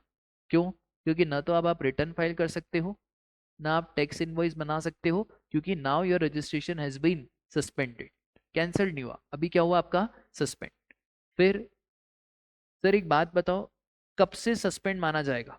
जिस दिन से आपने एप्लीकेशन सबमिट करी और the date from which cancellation is sought whichever is. देखो कितने शाणे ये लोग, क्योंकि अब सस्पेंशन की बात चल रही है, इनका जीएसटी का नुकसान होगा तो जानबूझ करके क्या लिखा हुआ है लेटर। फॉर सपोज करो मैंने एप्लीकेशन 24 फेब को सबमिट करी, पर मैंने बोला मेरे को जो कैंसिलेशन चाहिए वो 1 मार्च से चाहिए, तो मेरा कैंसिलेशन कब से इफेक्टिव। अब एक और चीज याद रखना, मुझे एक फाइनल रिटर्न फाइल करना पड़ता है फॉर्म जीएसटीआर 10 में, वो 3 महीने के अंदर अंदर चला जाना चाहिए। 3 महीने कहाँ से, मेरा इफेक्टिव डेट क्या है, तो 1 मार्च के 3 महीने जोड़ दोगे अगर आप, तो 1 अप्रैल 1 मई, तो 1 जून तक मेरे को अपना कौन सा रिटर्न फाइल करना है, जीएसटीआर। एमसीक्यू में ध्यान रखना ये आ जाता है, ठीक है। सर एक बात बताओ, क्या कैंसिलेशन बैक डेट से भी हो सकता है? हाँ भैया, बैक डेट से भी कैंसिलेशन हो सकता है, ठीक है। और एक और चीज याद रखना, प्रॉपर ऑफिसर जब आपका कंपैरिजन करेगा तब भी वो आपका रजिस्ट्रेशन कैंसिल कर सकता है। सर किस बात का कंपैरिजन? आपका जीएसटीआर 1 और 1A इसका कंपैरिजन हो रहा है विद जीएसटीआर 3B। ये तो सबसे बेसिक कंपैरिजन है। ऑडिट में जब आप जाओगे आर्टिकलशिप में, तो ये आपको मालूम होना चाहिए कि भैया 1A और 3B मैच हो रहा है या नहीं हो रहा है। तो अगर मैच नहीं हो रहा है तो प्रॉपर ऑफिसर आपका रजिस्ट्रेशन क्या कर सकता है राजा, कैंसिल कर सकता है। या अगर आपने रूल 10A को वायलेट करा है तो भी आपका रजिस्ट्रेशन क्या हो सकता है, कैंसिल हो सकता है, ठीक है। इन दो कारणों में आप सिंपल 30 दिन के अंदर अंदर बता दो why your registration shall not be cancel, ठीक है। आई बात समझ में? एक और चीज, sir you cannot make any taxable supply if your registration is cancelled. मतलब सप्लाई कर सकते हो पर उसमें आप टैक्स चार्ज नहीं कर सकते, ठीक है। सस्पेंशन आपका रिवोक हो जाएगा जब प्रॉपर ऑफिसर पूरी चेकिंग वेकिंग कर लेगा, और ये रिवोकेशन तब से इफेक्ट में आ जाएगा जब से आपका सस्पेंशन हुआ था, ठीक है। एक और चीज ध्यान रखना, अगर आपने जीएसटी रिटर्न फाइल नहीं करे, आपका जीएसटी रिटर्न फाइल न करने की वजह से आपका जीएसटी नंबर सस्पेंड कर दिया गया, तो चुप्पे चाप आप क्या कर दो, सारे रिटर्न फाइल कर दो, आपका हम सस्पेंशन वापस ले लेंगे, ठीक है। तो if you have not furnished GST return where GST return was suspended due to non-filing of GST return beyond 3 months from the due date of return by the, क्योंकि कंपोजिशन वाले में 3 महीने, जब से ड्यू डेट है उसके 3 महीने file नहीं करा, तो एक काम करो आप रजिस्ट्रेशन हम आपका कैंसिल नहीं करेंगे अगर आपने क्या कर दिया, रिटर्न फाइल कर दिया। सर अगर आपका रजिस्ट्रेशन कैंसिल हो गया उसके बाद आपको रिटर्न फाइल करना है, चुप, अब नहीं हो सकता, अब तो पोर्टल ही बंद हो गया ना, तो एक मौका सरकार भी दे रही है कि अगर आप सस्पेंडेड हो और रिटर्न फाइल कर देते हो तो जाओ जी लो अपनी जिंदगी, हम आपका जीएसटी वापस से क्या कर देते हैं। पर एक बार अगर कैंसिल हो गया फिर we are very very sorry, फिर आपको ये वाला मौका नहीं मिलेगा। ठीक है। वैसे ही बैंक अकाउंट डिटेल्स अपलोड नहीं करिए, यार एक काम करो ना, बैंक अकाउंट डिटेल्स क्या कर दो, अपलोड कर दो। ठीक है, बहुत बढ़िया। सर ये हो गया हमारा रजिस्ट्रेशन, कैंसिल हो गया, ये वाली बातें हमारी हो चुकी है क्या, देख लेते हैं अपन। ये हो गया, ये हो गया। मैंने मेरी बुक में बहुत शॉर्ट शॉर्ट करके लिखा हुआ है, ये भी आपने पढ़ लिया ना तो बहुत हो जाएगा। ठीक है, अब इसमें जी के बाद एक और डाल दो क्या, जी, और जी क्या बोल रहे हैं, थर्ड और फोर्थ प्रोविजो टू रूल 23(1). ठीक है, और ये क्या है रूल 23(1) कि सर वो रिवोकेशन जब हुआ है तो आप चुप्पे चाप क्या फाइल कर देना, 30 दिन के अंदर अंदर आपके बैलेंस रिटर्न फाइल कर देना। ठीक है, 2 मिनट।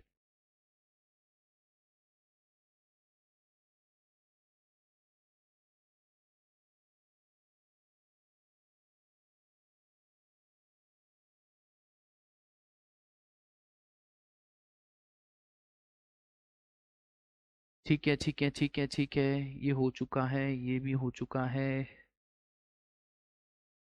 हाँ, ये थोड़ी बहुत बातें सुनो, ध्यान से सुनना। राजा, जब आपका रजिस्ट्रेशन कैंसिल हुआ है ना तो यू हैव टू पे, जो भी आपका बचा कुचा स्टॉक है उसके ऊपर जो भी आपका क्रेडिट बन रहा है वो आपको सरकार को वापस देना पड़ेगा। ठीक है, और सर ये रजिस्ट्रेशन आपका सस्पेंड हो गया है तो कैंसिलेशन कितने दिन में हो जाता है, within the 30 days proper officer आपका कैंसिलेशन कर देगा रजिस्ट्रेशन का।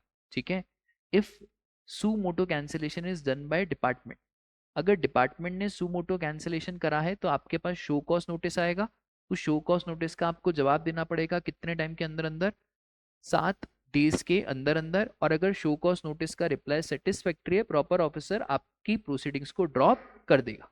ठीक है, और अगर आपने रिटर्न फाइल नहीं करा तो चुप्पे चाप आप जवाब मत दो, फिर क्या फाइल कर दो।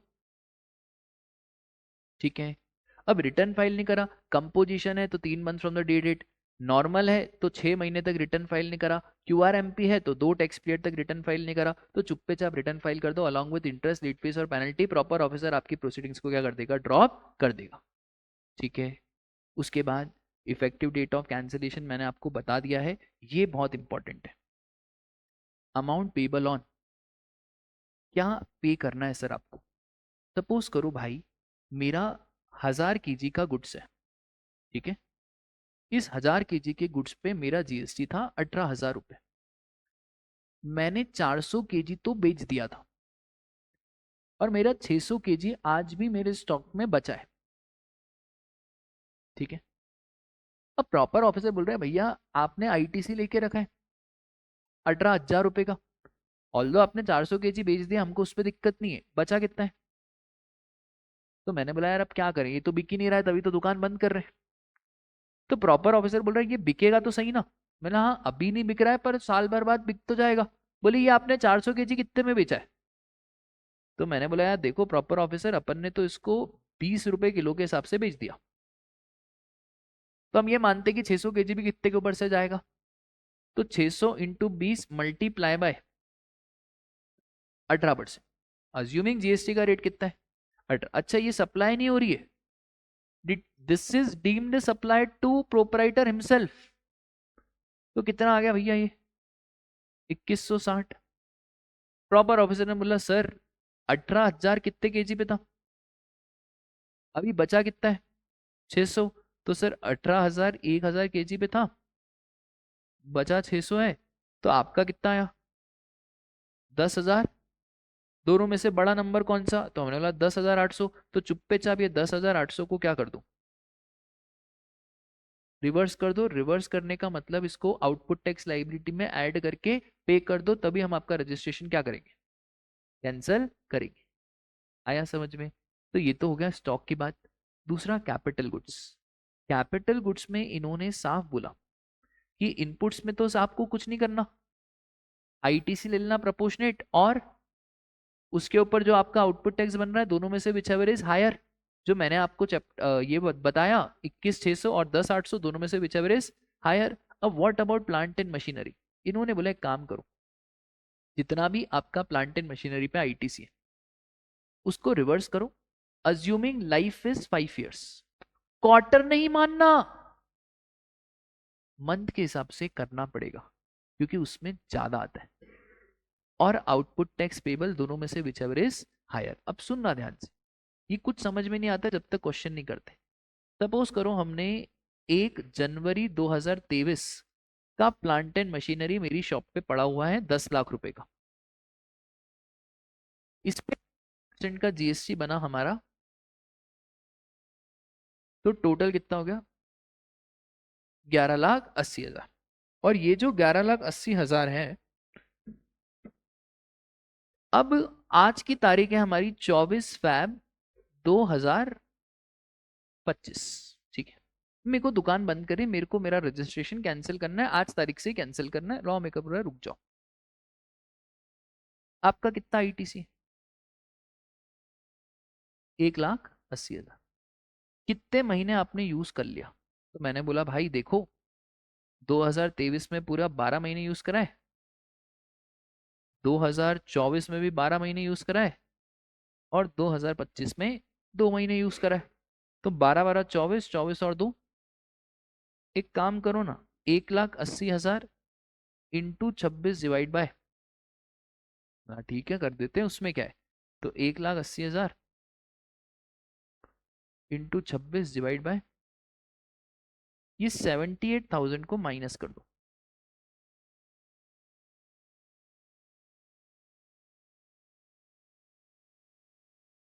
कितना आया?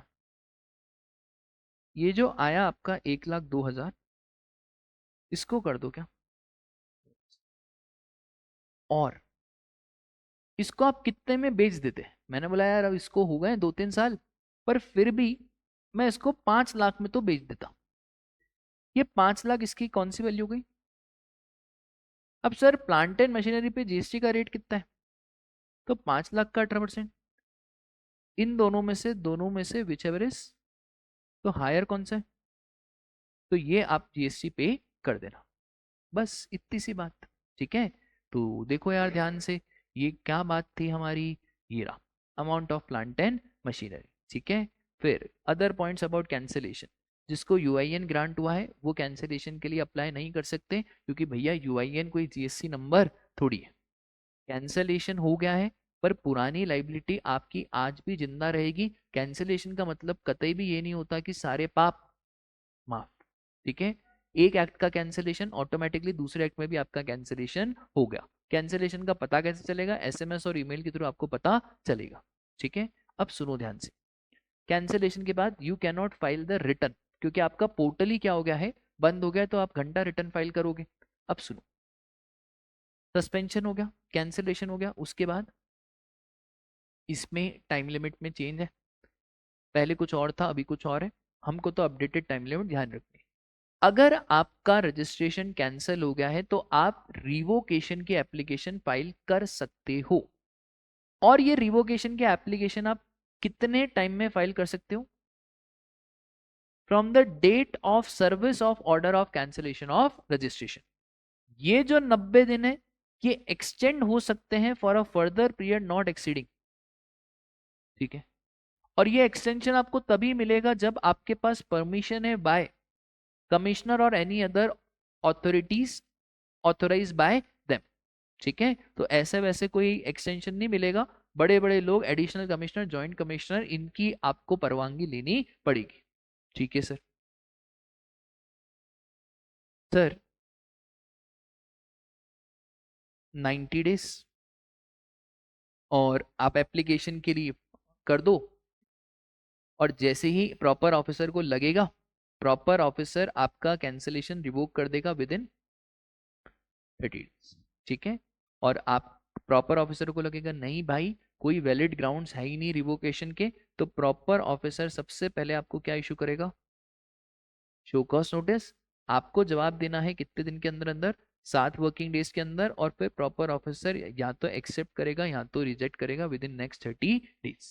ठीक है, अब बहुत ही सिंपल सी बात बता रहा हूँ सर, अगर आपका रजिस्ट्रेशन सपोज करो प्रोस्पेक्टिवली कैंसिल हुआ है, ठीक है, देखो क्या है, registration was cancelled by proper officer by an order dated 1 जून।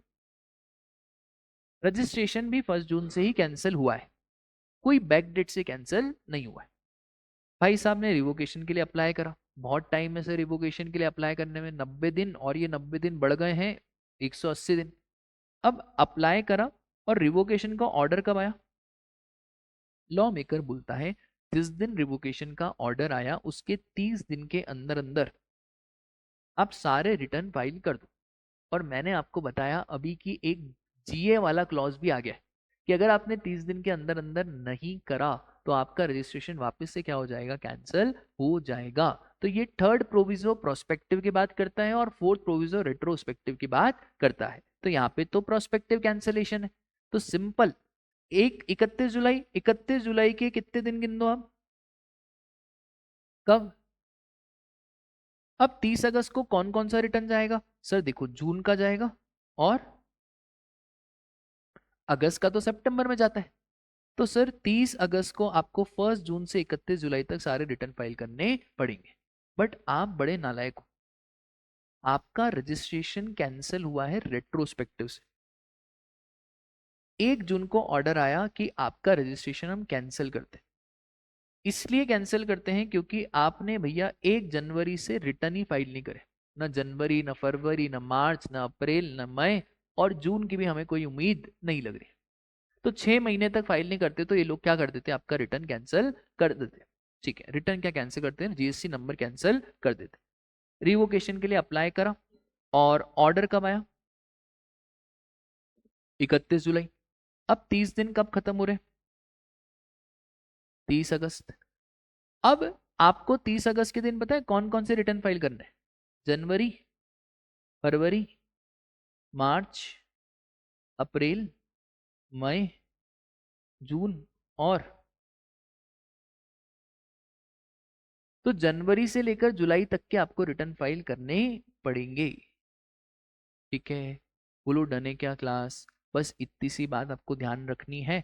ये वाला थोड़ा सा ट्रिकी है, एक बार पढ़ोगे तो आपको समझ में आ जाएगा। सर रजिस्ट्रेशन चैप्टर के अमेंडमेंट्स ध्यान रखने क्या? हाँ राजा, रजिस्ट्रेशन चैप्टर के आपको अमेंडमेंट्स ध्यान रखने हैं। 2-3 अमेंडमेंट्स ही हुए हैं, पर थोड़े से amendments point wise, tricky wise थोड़े से आप ध्यान रख के जाना। एक और रजिस्ट्रेशन चैप्टर का अमेंडमेंट है, रूल नंबर 81 में एक अमेंडमेंट आया है कि जो ऑनलाइन मनी गेमिंग वाले, इन्हें अपना पैन और स्टेट डिक्लेयर करने की जरूरत नहीं है। whenever they are applying for registration they don't have to declare their pan और स्टेट। ठीक है, वीडियो अच्छा लगा हो तो लाइक करना, शेयर करना, और जो सब्सक्राइब का बटन है उसको क्लिक करना, और आप बेल आइकन को भी प्रेस करें, और इसी तरह से आप इस चैनल को इतना अपना प्यार देते रहें ताकि हम भी ग्रो हों और आप भी ग्रो हों। Thank you, tata, bye bye, take care.